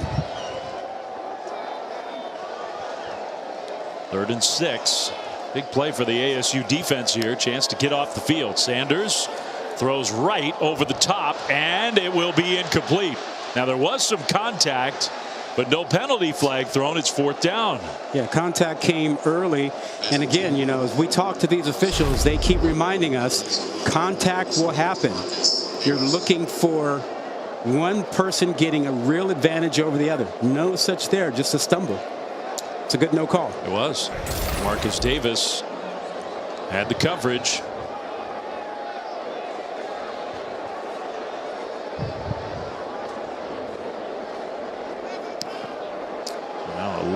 line drive style punt. Fielded back around the 25, and a little stutter step move. I think that's Cam Johnson, not DJ Taylor. So Cam Johnson gives Arizona State some pretty good field position. What a start to the second half for the Sun Devils, and they have the ball when we come back to Stillwater. You're watching the Big 12 on ESPN from blustery Stillwater, Oklahoma. The wind down on the field, I don't think it's quite as much of a factor, although it's windy down there. We're on the roof, and we're about to be blown back to Oklahoma City. Yeah. House and all. And the temperature has definitely dropped. Arizona State, excellent start to the second half. They went down the field, got a touchdown, got a stop. Now they get the ball back, trailing by a touchdown. Handoff and Ngata straight ahead, and a nice burst from Daniel Ngata. Valaday's going to get most of the carries, I think, this year, Rod, but Ngata's a talented back in his own right. Yeah, we've seen him the last couple of years. He's a guy who was highly decorated coming out of high school and has made it through a couple of injuries, and he's a good receiver out of the backfield. There's an Oklahoma State injury on the field after that first down run of 6 yards. That's Brendan Evers. He's played just so many games, so many snaps for this Cowboys defense over the last many years. You know, of all the things that are impressive about Emory Jones, to me the most impressive was that he arrived at Arizona State after spring practice, late May, and in a matter of weeks earned the respect of his teammates and was elected captain. That's amazing. 2nd and 4, and Ngata will get the carry again, trying to bounce it outside. He did. You saw some of that power speed combo there. He gets the first down out to midfield and just across midfield. Yeah, great burst. He was the number 7 ranked running back when he came out of high school. He's from Folsom. That's a proud high school program outside of Sacramento. A lot of good players from that area have come to Tempe to play for ASU. So 1st and 10 Sun Devils. Jones under center. Handoff this time left side running in Ngata. This time nowhere to go. So he's stopped for no gain, and we'll check in studio with Matt. All right, guys, get your Capital One rewarding performance. Holy Cross in Buffalo. Final play of the game. Matthew Sluka is going to chuck it to Jalen Coker. Look how many Buffalo defenders are around him, and look what Coker does.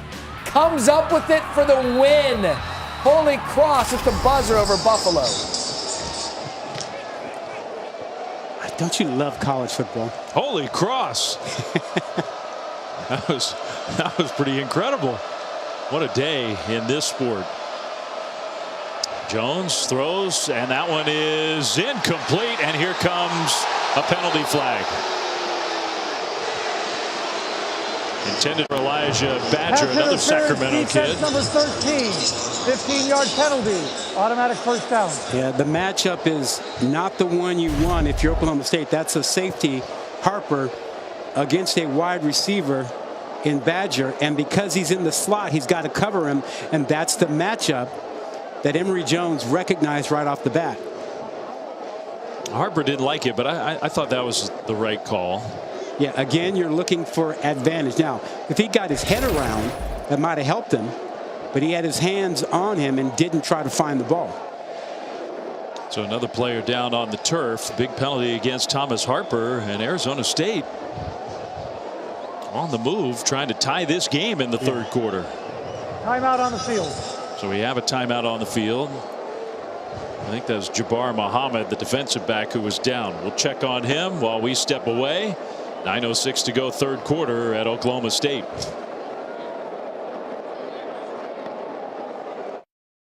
All right, let's take a look at the Taco Bell Live Moss student section. That young man's living Moss. Student sections across the country competing to be the Live Moss student section of the year all season long. And these students, they give their team a great home field advantage. Yeah, and they've got even, you know, paddles, paddle people banging against the wall. They make some noise. And the Oklahoma State defense could use a little help right now. ASU's on the move for a second straight drive. Handoff Valladay. There's An excellent play, knifing into the backfield. Mason Cobb with the tackle. Yeah, folks were concerned about replacing two great former linebackers who are now in the NFL, and Mason Cobb shows you that he's up to the task. There he is. Watch him diagnose this quickly and knife right through. He reads it, cuts right in. That's really good football. I would expect to see Arizona State go back to that trips formation, 3 receivers to one side, and see if Oklahoma State adjusts to it okay. They messed it up last time. Well, they sent Valladay out to the far left. They want Valladay, though, next to Jones, and I think they burned a timeout. First charge timeout, Arizona State. Well, those hurt in the second half when you're down, especially. And you need them in the fourth quarter. Just because you weren't organized coming to the line of scrimmage. Yeah, and what I don't get, though, is that go back to what has worked. Oklahoma State secondary has shown you tonight that they're having trouble adjusting to different formations. When you give them trips formation or 2x2, they have to communicate it. And you've gotten a big play because they couldn't communicate correctly. So Arizona State should come back to these formations, whether it's 3 receivers to one side, whether it's stacking a formation or a bunch, and seeing if that secondary can communicate and pick up guys. Also, you can tell from those shots, it is starting to rain now. We knew it was coming. We'll see how bad it gets. This part of the world, things can change fast, and some fans, a good number of them, are heading for cover.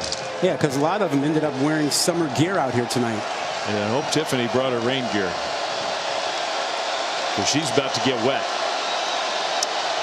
2nd and 12. Jones, much different formation. Valladay spinning through the line of scrimmage, and he got down to the 30. That was a gain of close to 7 on the ground. That's all Valladay. He got hit at the line of scrimmage, and he picked up another 5 yards on his own. Helmet came off. I practiced that line last week a lot. Yeah, you did. Never seen a game. That was what, like Cincinnati without a dozen of them or so? Oh, Lord. I hope somebody went back and counted. 3rd and 6. Jones, just a 3-man rush, and it got there anyway. The hit on the quarterback forced the incompletion. That should never happen. What a tremendous effort by Colin Oliver and company. A little help by Trace Ford also. You got 3 being blocked by 5. This should be easy enough to pick up. Now watch on the bottom of your screen. Look at Trace Ford. He just drives his man right back into Emory Jones. What an effort. The left tackle, Isaiah Glass, is the guy who put the hit on the quarterback. He got shoved into him. Now this is a 48-yard field goal with the rain falling and the wind swirling. A low line drive kick, and it's no good.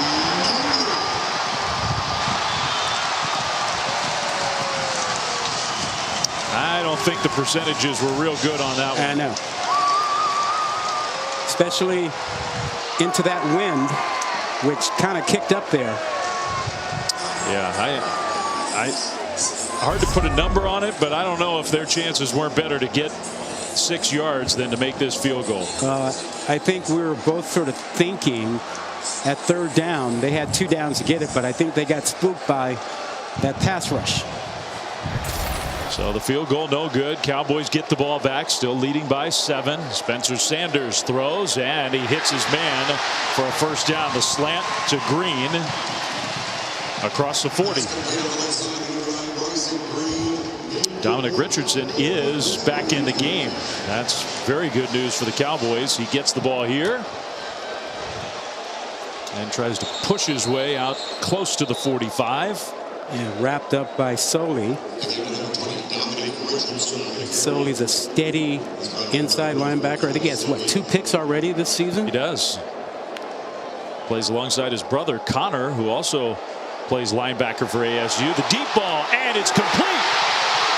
Cutting it into the middle of the field. Johnson inside the 15 and close to the 10. Braden Johnson.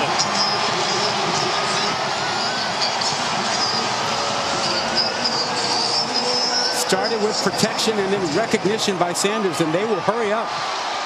Give him tempo now. 43 yards. Sanders keeps it. Sanders goes into a slide to avoid the hit, and here comes the flag, and that one I don't know about. I don't know about that either.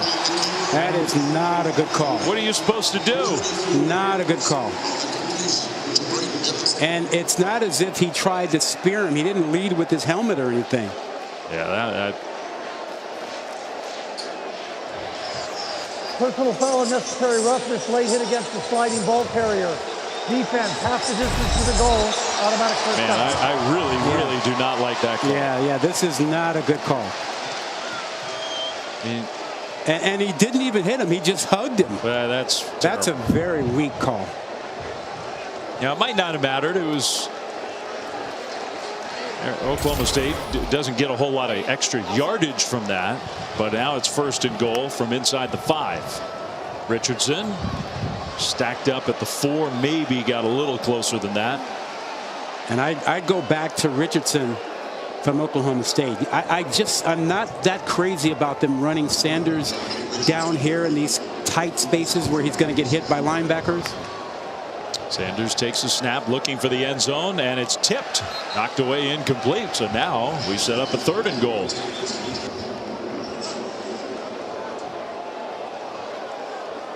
Pesafea got a hand up there. How does Arizona State play it defensively? They play zone down here and try to take up some of the space? Or do they bring pressure? The rain continues to fall. ASU, they did not get their players off the field. They stopped play. Illegal substitution on the defense. Half the distance to the goal, 3rd down. Still 3rd down. It'll still be 3rd and goal. The Arizona State tried to run on 3 players, and then they had to get them off the field. They weren't going to make it. And they got snapped. The ball got snapped. You see 3 of them, 4 of them trying to get off the field. Now Oklahoma State will change personnel, and that means ASU has the opportunity to do the same. They bring a fresh defensive line in. Arizona State still is confused as to who's supposed to be out there. Herm's got the rain gear on, and they still can't get lined up.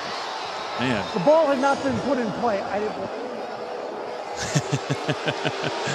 So Oklahoma State wanted to snap it. Yeah, I think he was trying to make sure that Arizona State had a chance to substitute because Oklahoma State began the substitution pattern.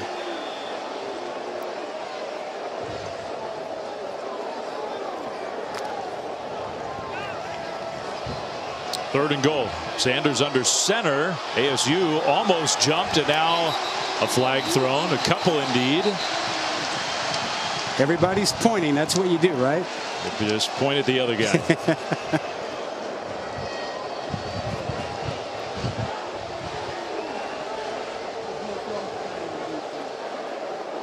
How do you settle that argument? False start. Offense number 68. The defense was never in the neutral zone. 5-yard penalty. 3rd down. So if you stayed behind the neutral zone, then you can't be called for jumping off sides. That hurts. That's a big penalty against Oklahoma State.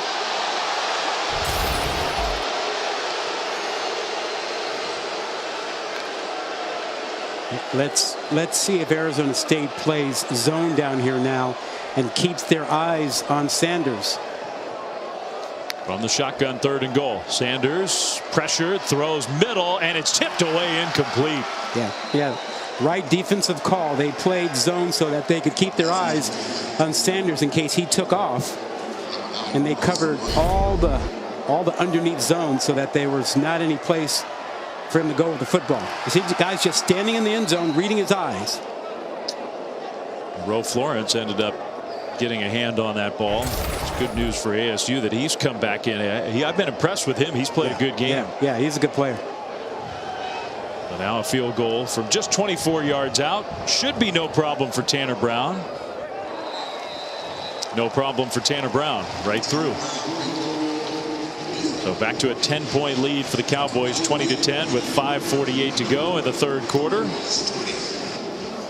The rain's starting to fall. The wind has picked up a little bit. Conditions deteriorating. Cowboys kick the field goal anyway. They're up 10.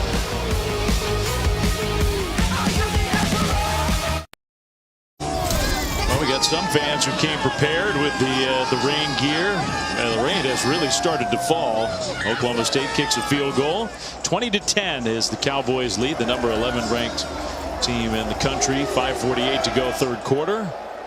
Big 12 Pac-12 matchup here in Stillwater. Kickoff fairly short. DJ Taylor takes this one and gets it back close to the 25-yard line.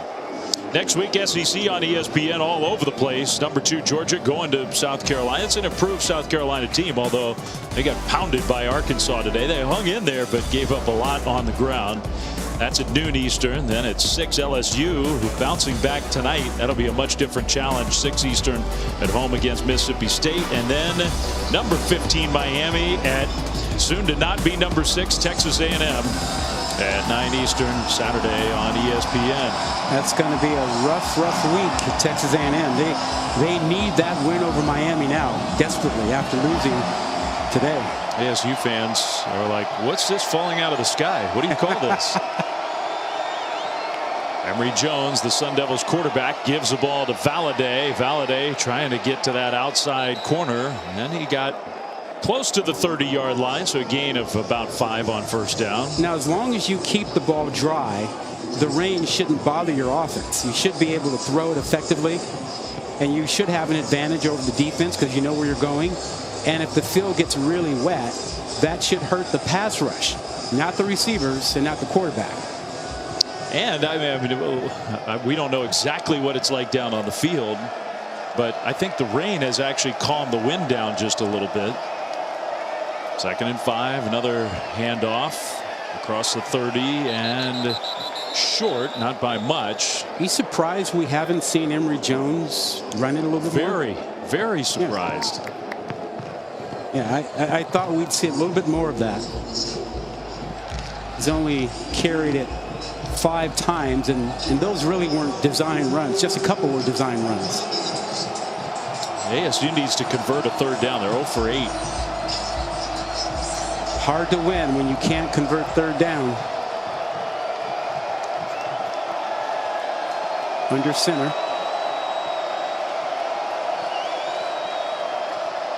And off right side, and just no room at all. They lost yardage on that one. That is all about Tyler Lacey. Now, we talked about him being the best of the defensive linemen here, one of the best in the country. He just destroyed that play. He owned his lineman. Watch him left side, pushes his guy back, takes on the fullback, and makes the tackle. You cannot do it any better than that. That is just huge. He is one of the better defensive linemen in the country. And ASU is going to punt the ball back. That's very disappointing for the Sun Devils. Punt inside the 20 and handled cleanly even in the rain. Then the turn upfield and a nice return outside the 30. Close to the 35-yard line. 50-yard punt.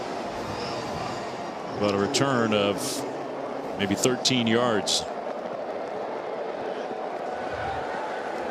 Well, we're upstairs. Tiffany's actually in the weather. Maybe we should ask her. Tiffany?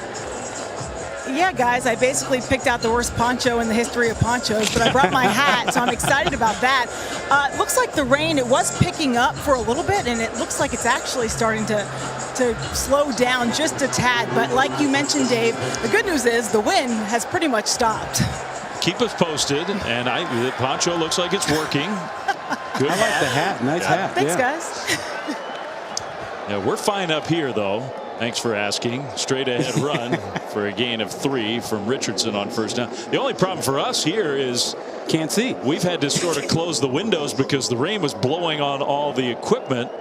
And we figure that's not a great thing. We got all these things plugged in. Probably shouldn't get those wet. And now the rain is covering the windows and it's hard to see the game. Other than that, we're fine. This is a tough job, Rod. And everybody at home said, that's your problem, not mine. 3rd and 2 here for Oklahoma State. Sanders kept it and then kind of ran into his own man, pushed him backwards. ASU will shove him out of bounds. He lost a yard, maybe 2. Yeah, you know, and listen, he's a tremendous athlete, but 3rd and 2, you got to have a running back, or you got to have a pass attack to pick it up. Relying on your quarterback to get you every 3rd and short is a good way to get him beat up and a good way to have a tough season. So the Cowboys go 3 and out.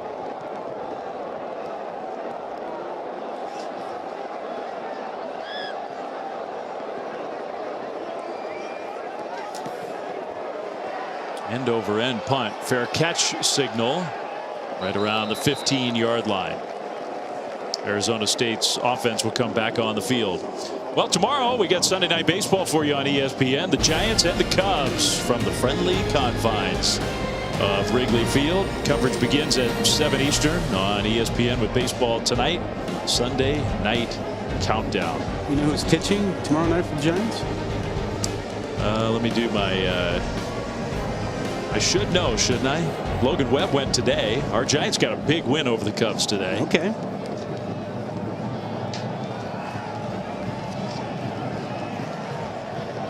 Giants have a bullpen game tomorrow. That's why I didn't know. Any arm that's available. So you're going to see a lot of pitchers tomorrow from Wrigley. Good news for those of us who are on the Giants side of things is you come to Stillwater, the orange and black works great. You're a friend of the program forever. Right through the hands of the intended target on first down. That was the tight end Conyers.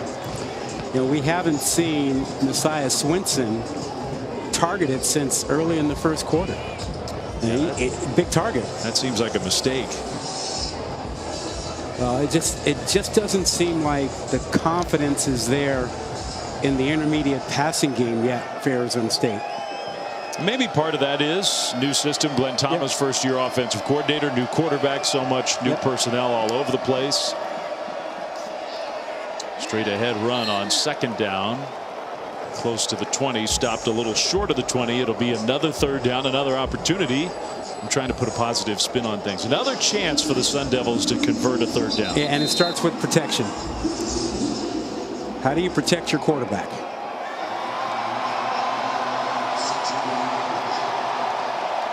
Oklahoma State.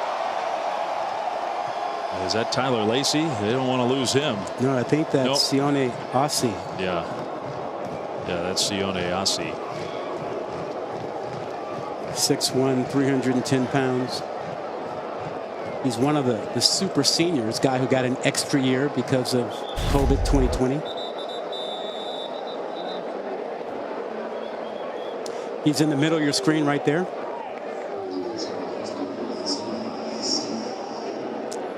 Hard to tell what happened to him. Maybe he got rolled up on there at the end. So he comes out of the game. From Reno. The biggest little city in the world. You know, you mentioned the offense and passing attack and trying to coordinate all these new folks. Yeah. 51 new players. I mean, that's an awful lot. Herm Edwards told us, he said, look, you know, I'm trying to make sure that the chemistry is right, that it all works, and you don't really know until you get the bright lights on guys. Herm was yelling at his players to get out on the field. The play clock was winding down. Arizona State, play clock under 2. And they do get the ball snapped on 3rd down. The throw and a perfect pass from Emory Jones. Wow. To Gio Sanders for the first 3rd down conversion of the night. Did he thread the needle on that one? Oklahoma State dropped into a zone. They had 3 players around there, and Emory Jones made a perfect throw. Watch this from this angle. Watch how he squeezes this ball in. Wow. That was good coverage. Yeah. So 1st and 10, Sun Devils down by 10, nearing the end of the 3rd quarter. Jones play fake, and now he goes down. The sack. And Tyler Lacey has been everywhere tonight. I think he's been the best player on the field. Without a doubt. There's that man. And you can't block him one-on-one. You have to make sure you got some help. And without help, it's a problem. Left side, watch him come on a little twist, wide open. Runs right by the tackle on that side, or the guard, rather, Chris Martinez. Got to help him out. Put another guy over to help him out a little bit. All those SEC defensive linemen that Emory Jones went up against last year, there weren't many who were bigger, stronger, more physical than that guy. Now, the little swing pass swatted down, incomplete. Trace Ford got in there and knocked it down. It'll be 3rd and long. But think about what Tyler Lacey does, the impact. He makes a play like that. It changes the entire series. Now you call something just to try to get out of the way of it, and you get nothing. Now you got a 3rd and 18 because he made that sack a couple plays ago. Just a few seconds left here in the 3rd quarter. Could be the final play of the quarter.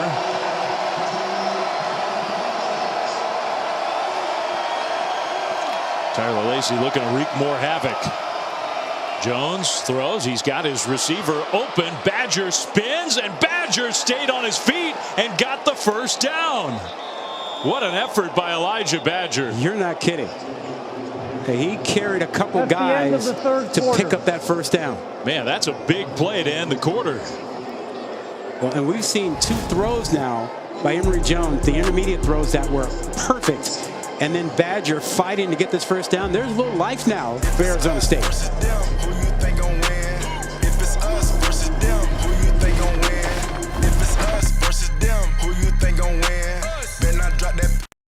What do you do when you're at a college football game in the pouring rain, the driving wind? You have a Garth Brooks sing-along. Why not? Yeah, they're enjoying it. They turn the music off. They just keep going. Why wouldn't you? Valladay, while they sing, sprints down the sideline, and a big gain on the ground for ASU. The first play of the 4th quarter. It's only a 10-point game. That stopped the singing real quick. Yeah, that's 38 yards from Valladay. Yeah, good block on the edge. No containment by Oklahoma State. And then the burst. He's a heck of a running back. We watch the outside. A good block again. Number 80. Messiah Swinson, a tight end, transfer from Missouri. Badger had a good block downfield after Elijah Badger had the great catch and push to convert the 3rd and long. Now Jones hits Badger, touchdown. The poise of Emory Jones comes shining through there. He never panicked. Took a nice drop. Under center, learning that NFL style quarterback to be under center and to take your drop, and stepped up and waited patiently for Badger to come across the formation with a crossing route. Good protection. The rain suits the team from the desert. Things have turned around for ASU since the rain started to fall. The extra point is up and good. And the Sun Devils are down just 3. And it's been the passing attack. It was the thing we talked about they needed to change at halftime. More Emory Jones. Now watch this perfect drop from quarterback. NFL style. Good protection up front. And he waits for the crossing route to clear. Perfectly done. We saw 3 tremendous intermediate throws by Emory Jones on that drive. And I tell you what, ASU's got a couple skill players. Valladay, who's had a terrific game as the primary running back. Yep. And Elijah Badger, who also was a very talented high school player. Hasn't had a chance to do a whole lot yet. And Elijah Badger's having a big game. He's got over 90 yards and now has a touchdown. And you're right, Emory Jones has picked it up big time. Look, one of the knocks on him was that, great talent, great arm, can throw the deep ball, but what about the intermediate throws? Well, he's showing you that he can do that. He wanted to come to Arizona State and learn NFL-style quarterback play. Brian Billick, former head coach in the NFL, is one of the consultants. Free kick out of bounds. Ball be placed at the 35-yard line. Well, that's a bad mistake. Kick goes out of bounds. Let's go down to Tiffany. Well, the patience of Jones that you were just talking about, Rod, it kind of is very similar to his approach to coming in to being the starting quarterback at Arizona State. He told me when he got here, he was excited to be named captain, but that he actually didn't come in and start chatting up guys right away. He approached it very slowly. He said he wanted the guys to see how he worked and how consistent he worked, and they took notice. And now that he's been settled in, well, the guy said he's become like the welcome committee. He's been such a leader on this team and bringing everybody together. I've just never heard of a guy becoming a captain after showing up that late to a squad. Sanders on first down, setting up a screen play, and it works with the hurdle out into the open field to midfield and still going. That's Richardson, who's had the big game in the backfield for the Cowboys.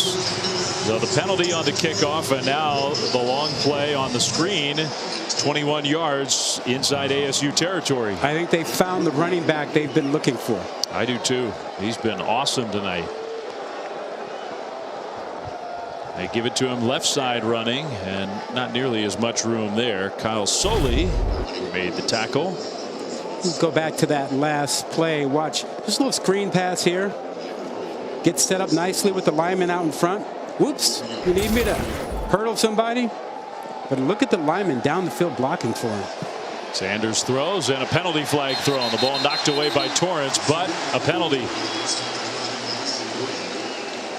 I don't know. There've been an awful lot of pass interference calls the last first 2 weeks of the season. Holding. Defense number 9. 10-yard penalty by rule. Automatic first down. So this one was called as a hold. Yeah. You know, and to me, unless it's really impacting, you know, the play, the catch, it can't be called. I mean, like I said, I talk to officials every week, and they tell me, look, it's a contact sport. We know there's going to be some mutual combat, and unless someone is getting an advantage, we're not throwing a flag. I didn't see any real advantage on that one. They're going to pitch it back to Sanders, who's going to throw to a wide open receiver. Touchdown, Cowboys. Bryson Green was all alone.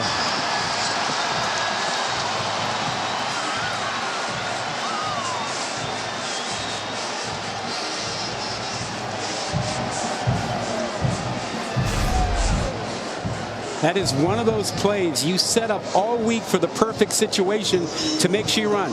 Now, Green fakes like he's blocking inside and then just sprints across the field. Lulled everyone to sleep.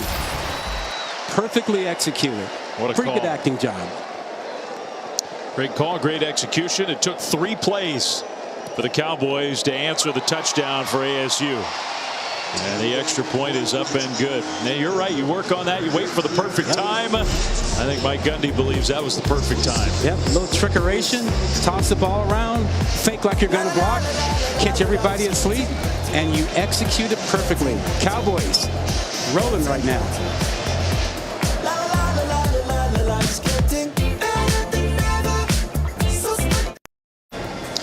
Well, great answer for the Cowboys after ASU cut it to a 3-point game, back to a 10-point lead for number 11 Oklahoma State, 27-17, 13-31. Still a long way to go. Fourth quarter here in wet Stillwater, Oklahoma.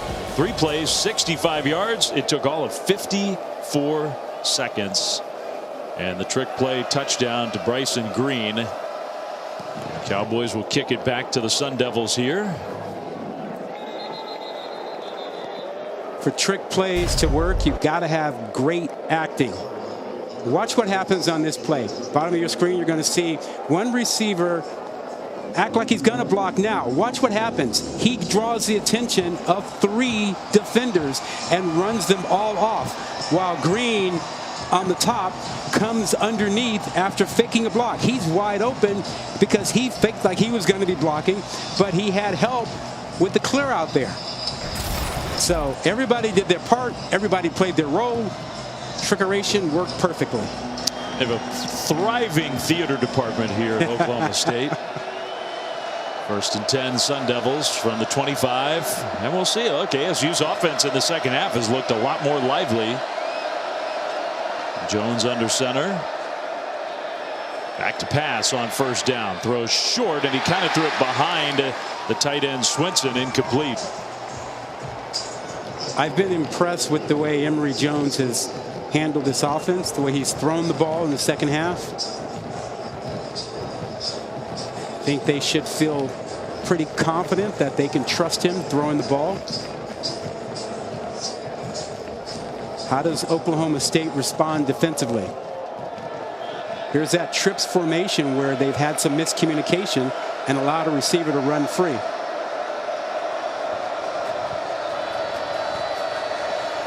Second and 10. Pocket collapsing quickly down the middle, way too far, incomplete, trying to get it to Badger. It's third down. Can they protect Emory Jones on this third down play? And if I'm Arizona State, I'm finding Tyler Lacey, 89, and I'm making sure that there's a second blocker to keep him off my quarterback. Jones trying to use that towel to keep his hands dry. Tiffany told us the rain had sort of stopped. It's definitely picked up again now. It's raining hard. Yeah, and there's Tyler Lacey, #1 threat. He's had a great game. Pressure comes. Jones throws incomplete. And then almost intercepted at the end of that play. Trying to find Charles Hall. It'll be fourth down.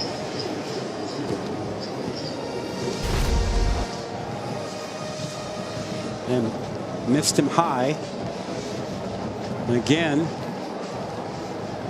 too much pressure. Can't step up. You know, this defensive line has been as good as advertised. If it's not Lacey, it's Brock Martin. That punt's going to go right over the head, bouncing and stopping, and no.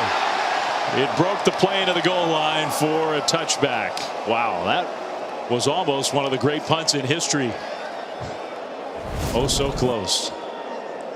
Not quite there. Officially 75 yards. Could have been a 74-yard net if it had just stopped. Stop. Slow down. Slow down. Stop. Wasn't going to do it. Stop.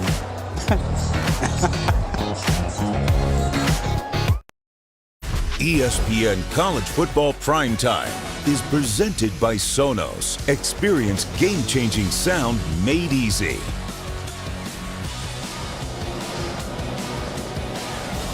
Well, coaches with the most wins at their current schools active in college football, some of the greats in the game, and fourth on that list, of course, is Mike Gundy looking for career win number 151. He got 150 week 1 last week. Got a special game ball presentation in the locker room afterwards. I mean, he belongs in that conversation. Yeah. Oklahoma State gets the ball back. Sanders takes a monster hit and dumps it off for a completion and ends up getting the Cowboys 5, close to 6 yards. He hops up. He's all right. He just takes a lot of pounding. A lot of pounding. Go back and last play again, gets rid of the ball, but another big hit. Second and 4.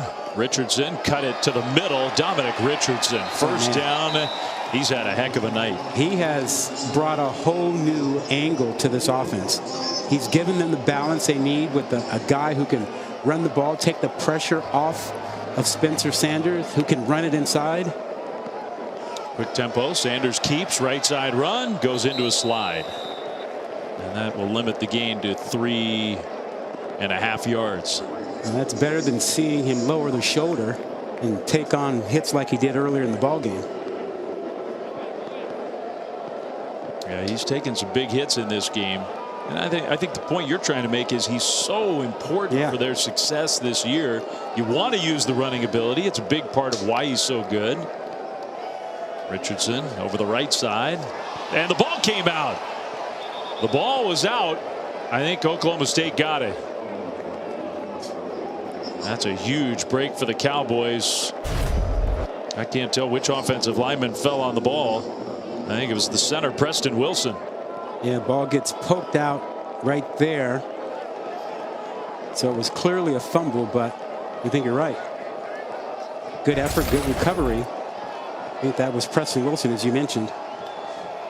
So Wilson has the ball again to snap it on third down. Pressure comes up the middle, and Sanders got rid of it. What a pass from Spencer Sanders. He found Richardson for an Oklahoma State first down. What athleticism. I mean, he makes the jump throw, gets it over to would-be rushers. Look at that. Had the right play called, didn't take a hit. He ended up about the 10-yard line by the time he finished backpedaling. That was incredible. This team is ranked number 11. You think this is a top 10 team, Oklahoma State? I don't know. I mean, it's so early. We've seen so much chaos in those rankings. I think, you know, we were talking earlier about USC. People were questioning, man, does USC after 1 week really deserve to be in the top 10? I think tonight they're probably answering that question, saying yes, they do. Yeah, serious beatdown of Stanford. Florida loses to Kentucky at home. Now a broken tackle, Richardson just tossing defenders aside. And another Oklahoma State first down. Texas A&M's going to fall. Notre Dame's going to fall. I think what I see with this Oklahoma State offense, with Dominic Richardson coming along and being able to run the ball and catch the ball in the backfield like this offense is at a different level when they have that. When they're so dependent on Spencer Sanders to run, I think they're at risk. But when you've got Richardson, I think they become a more complete offense.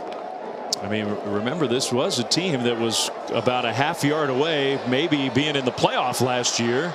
Sanders again slipped a tackle. Jordan Clark couldn't quite get him down, but did stall him so his teammates could help. Short gain on first down. Yeah, you know, and you'd have to say, after seeing the way Texas played Alabama today, that the race in the Big 12, you know, could be wide open with Oklahoma State, and Texas. Baylor certainly in the mix there. Top 10-ish team. Deep ball down the right side, knocked away. Nice play on the ball there. And that was Keon Markham again, intended for Johnson. Good effort by Markham. Catches up. Yeah. Got the left arm in there a little early, but didn't turn him completely. So I think the officials didn't feel like he really impacted the play. Yeah, that one could have been called. Could have been, yeah. And in the end, it was almost more of a drop than it was a ball knocked away. So third down and 10. Sanders faked the screen, takes another hit, and throws deep, incomplete. Now they threw a penalty flag. The defender put the hit on and then pulled up, and they threw a flag. Now there's two more flags downfield of pass interference, I think. Penalties on the play. Pass interference on the defense number 12. That penalty's declined. Personal foul, roughing the passer. Defense number 49. 15-yard penalty. First down. The roughing the passer penalty, that's another one where I really do not like that call. Now that one I don't know. But this is what the penalty that ended up being accepted is Trevez Moore. That's roughing the passer. Yeah. I mean, that's really ticky-tack. I mean, that's not a hit. He just hugged him. Come on. I get safety and protecting quarterbacks, and I'm all for that, and I think we've done a pretty good job of that. And I get it when a guy rolls into a quarterback late, low, but to wrap a guy up, you know, that's really a shaky call. Inside the 25, Oklahoma State benefits. Sanders on the move. Sanders is going to run. He'll sprint to the sidelines and forced out just short of the first down. Markham in pursuit. It'll be third down and a couple of yards. I mean, I get the notion of a quarterback being defenseless, but you want to punish guys for taking cheap shots, not for, you know, arguably holding the guy up. I mean, it's not a big hit. Not at all. Oklahoma State over 400 yards of total offense now on a soggy night in Stillwater. Under 8.5 minutes to go. ASU not a team that's really built to play from way behind. Handoff left side. And that one is going to be a first down. What an effort by Ollie Gordon, the true freshman. He was stymied, I thought, and somehow he got there. He pushed two tacklers off of him. Watch this individual effort here. There's Sully. Oh, get off me. Man. That's one of ASU's best defensive players. Play fake. Sanders is going to throw, and Gordon's wide open. Caught. Touchdown.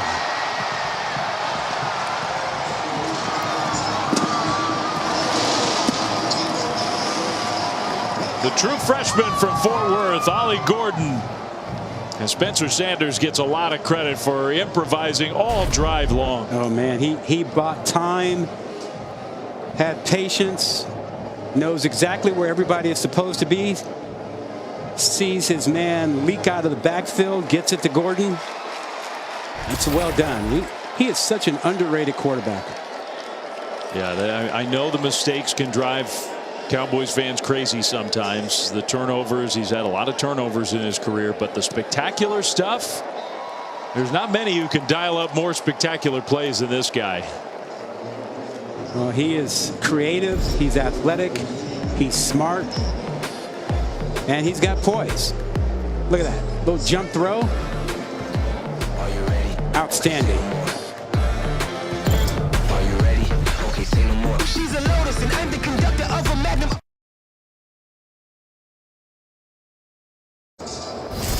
In the rain in Stillwater, Oklahoma, number 11 Oklahoma State has pushed the lead out to 34-17. Some spectacular stuff from their senior quarterback Spencer Sanders. Improv class on that last drive.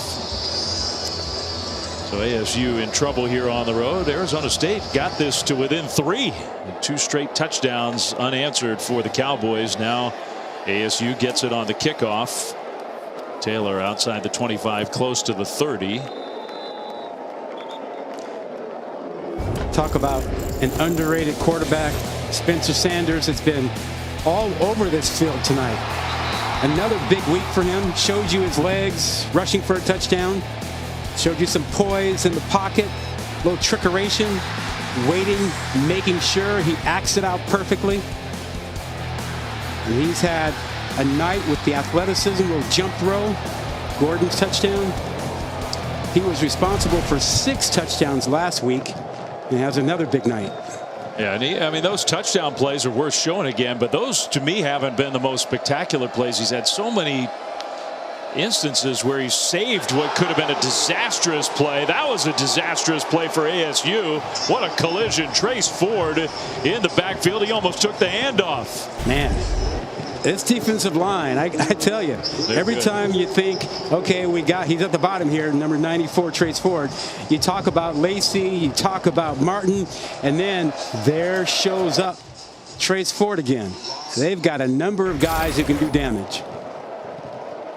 Valladay did well just to hang on to the ball. 2nd and 14 for the Sun Devils. Running out of time. Jones from the shotgun. Pressure comes. Emory Jones can't get away. Another pressure from that D line. Brock Martin was there. I think he'll get credit for the sack. And Emory Jones was asking for a flag for a late hit. Well, if the standard is what we saw on the last drive, then almost anything could be a late hit. Yeah, particularly the slide and hug that happened to Spencer Sanders. This was more than that. Watch the end of the play here. It's that. Also, maybe targeting is. He might have been asking for that too. Oh, it's Xavier Benson coming in late. So it's 3rd and 18 for Herm Edwards' team. Now a flag thrown for a delay of game. 5-yard penalty. 3rd down. Now the fans that are still here, the place is a lot emptier than it was because of the bad weather, but the fans that are still here are making a lot of noise. Well, the paddle people are starting to pound on the wall in the end zone. Yeah, the students haven't really gone anywhere. Well, they've still got, it's a long night ahead for them. They've still got a couple parties after the game. You better believe it. 3 sacks for the OSU defense. And a lot more pressures. Jones steps up. He's going to run. Flag thrown. He gets away out into the open field. Jones tripped up and short, but a flag back near the line of scrimmage.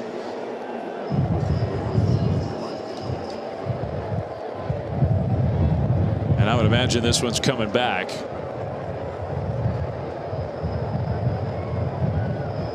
It would be 4th and 4.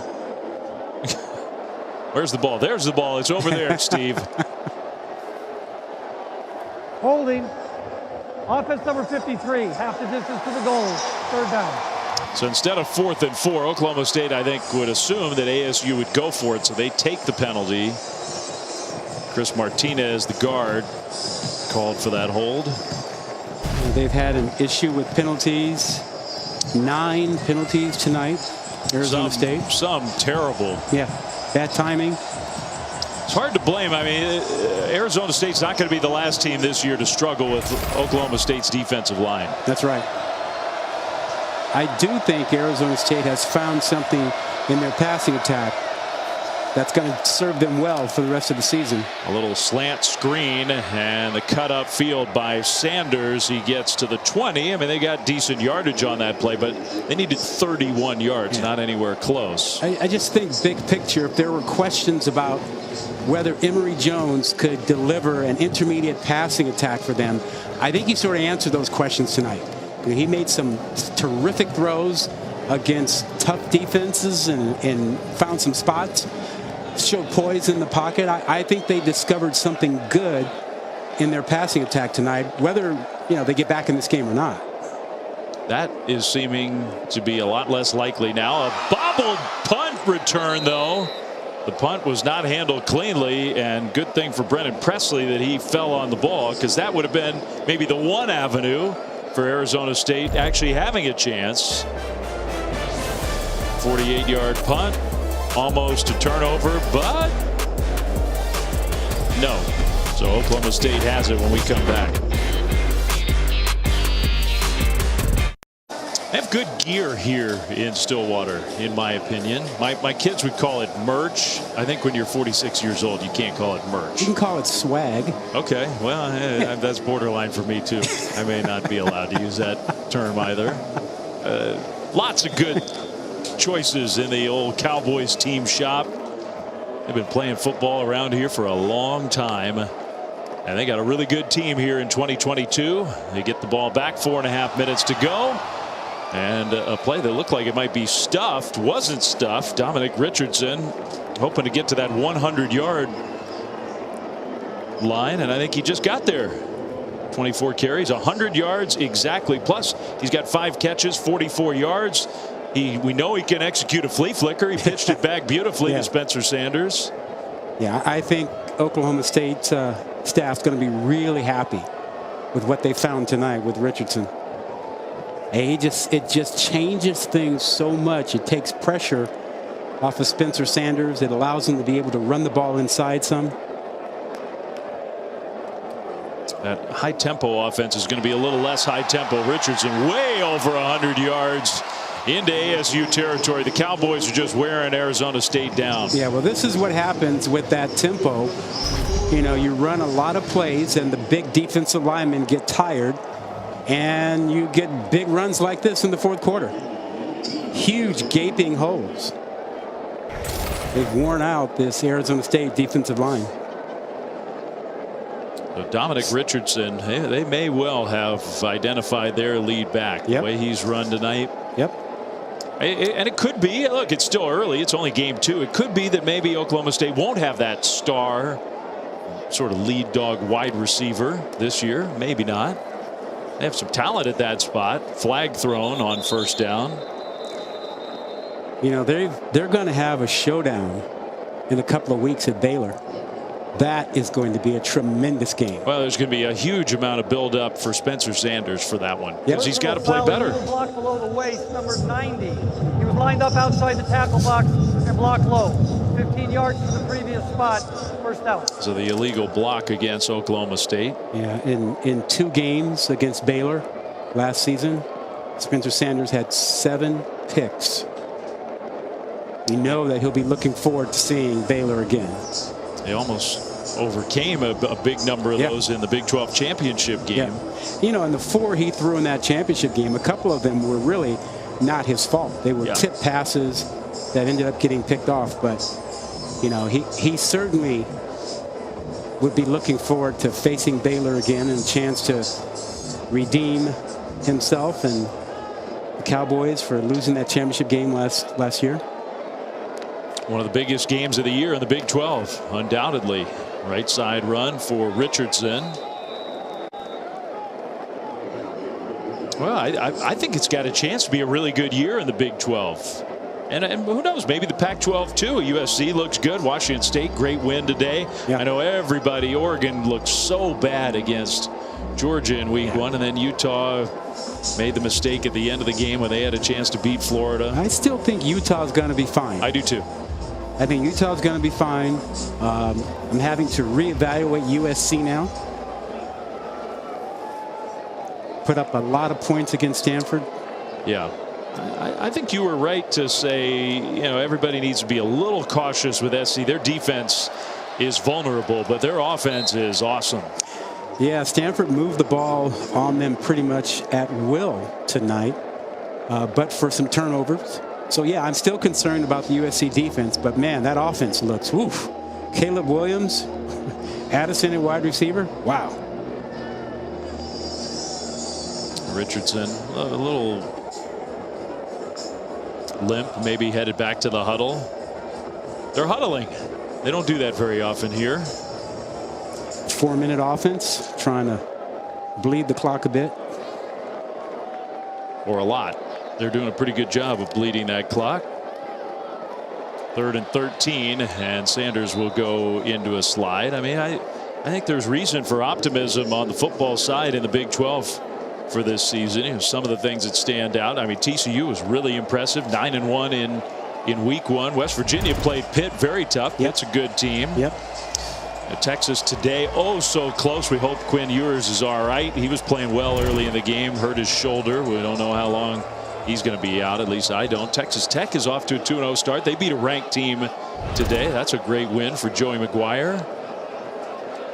And Baylor, big game tonight going on right now in BYU against a good Cougars team.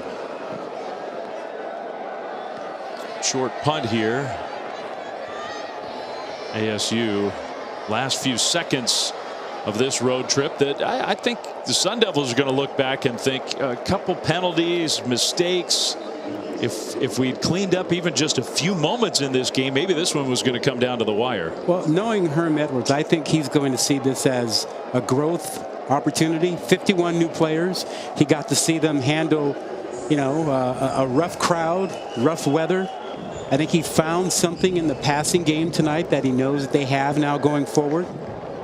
The tempo was a little bit of an issue, I think, for them. And you know who else was an issue for them was Tyler Lacey. Yes. Tyler Lacey was so good. The whole defensive line for Oklahoma State was awesome tonight, and that'll be likely the best defensive line that Arizona State faces all year. Final 15 seconds here. And they're just going to run the ball up the middle. And that will be the final play of this game in Stillwater. I think that counts as a solid win for the 11th ranked Cowboys. Not perfect, but very solid. Without a doubt. And I think they have to be happy. Mike Gundy has to be happy with what he found on offense. And, man, that defensive line has got to make you feel really good if you're Gundy or Derek Mason, the defensive coordinator. You got some guys that can play up front for you. Oklahoma State's looking pretty good. Spencer Sanders made some real spectacular plays tonight. Running back Dominic Richardson had the big game. Create a few turnovers with that defensive line play. Add it all up. And the Cowboys start 2-0 with an impressive non-conference win here at home against the Sun Devils of ASU. Spencer Sanders and the Cowboys with 10 straight home wins, tying the record for the longest home winning streak. Let's go down on the field to Tiffany. Coach Gundy, your team had to respond to some adversity tonight, but they were able to battle back and really open things up in that fourth quarter. How were they able to do that? Well, we ran the football better, and then defensively we were able to get some pass rush. So early in the game we struggled running it, and then our pass rush was average, but we picked up, made really good halftime adjustments, and then the players absorbed all the information, brought it out here to the field. So I was really proud of their effort. After Spencer Sanders' interception, he came back with 3 touchdowns. He said one of his greatest strengths was being able to let things roll off his back. How is he capable of that? Maturity. And when he was young, he used to let things like that bother him. Usually take him maybe a quarter to get over it, but now he understands letting it go and just play the next play. So he's done a good job with maturity and helping our team in those situations. Going back to that run game, Dom Richardson over 130 rushing yards and a touchdown. How dangerous is this offense when he gets going? Well, Dom is a downhill guy, and if we can just get a little wall blocking up front, he's going to run hard and he's going to bounce off. I thought our running backs really ran hard tonight, and in the second half we ran block much better. Thanks, Coach. Congratulations. Thank y'all. Win number 151 for Mike Gundy in his great Oklahoma State coaching career, and one he's going to savor. Yeah, he's got to be happy with where things are. And listen, that defensive line is something, and Oklahoma State's going to be a team to be reckoned with. Yeah, for Tiffany Blackman, for Rod Gilmore, Dave Fleming saying so long here from Stillwater. It rained, but not on the parade of the Cowboys. They beat ASU 34-17.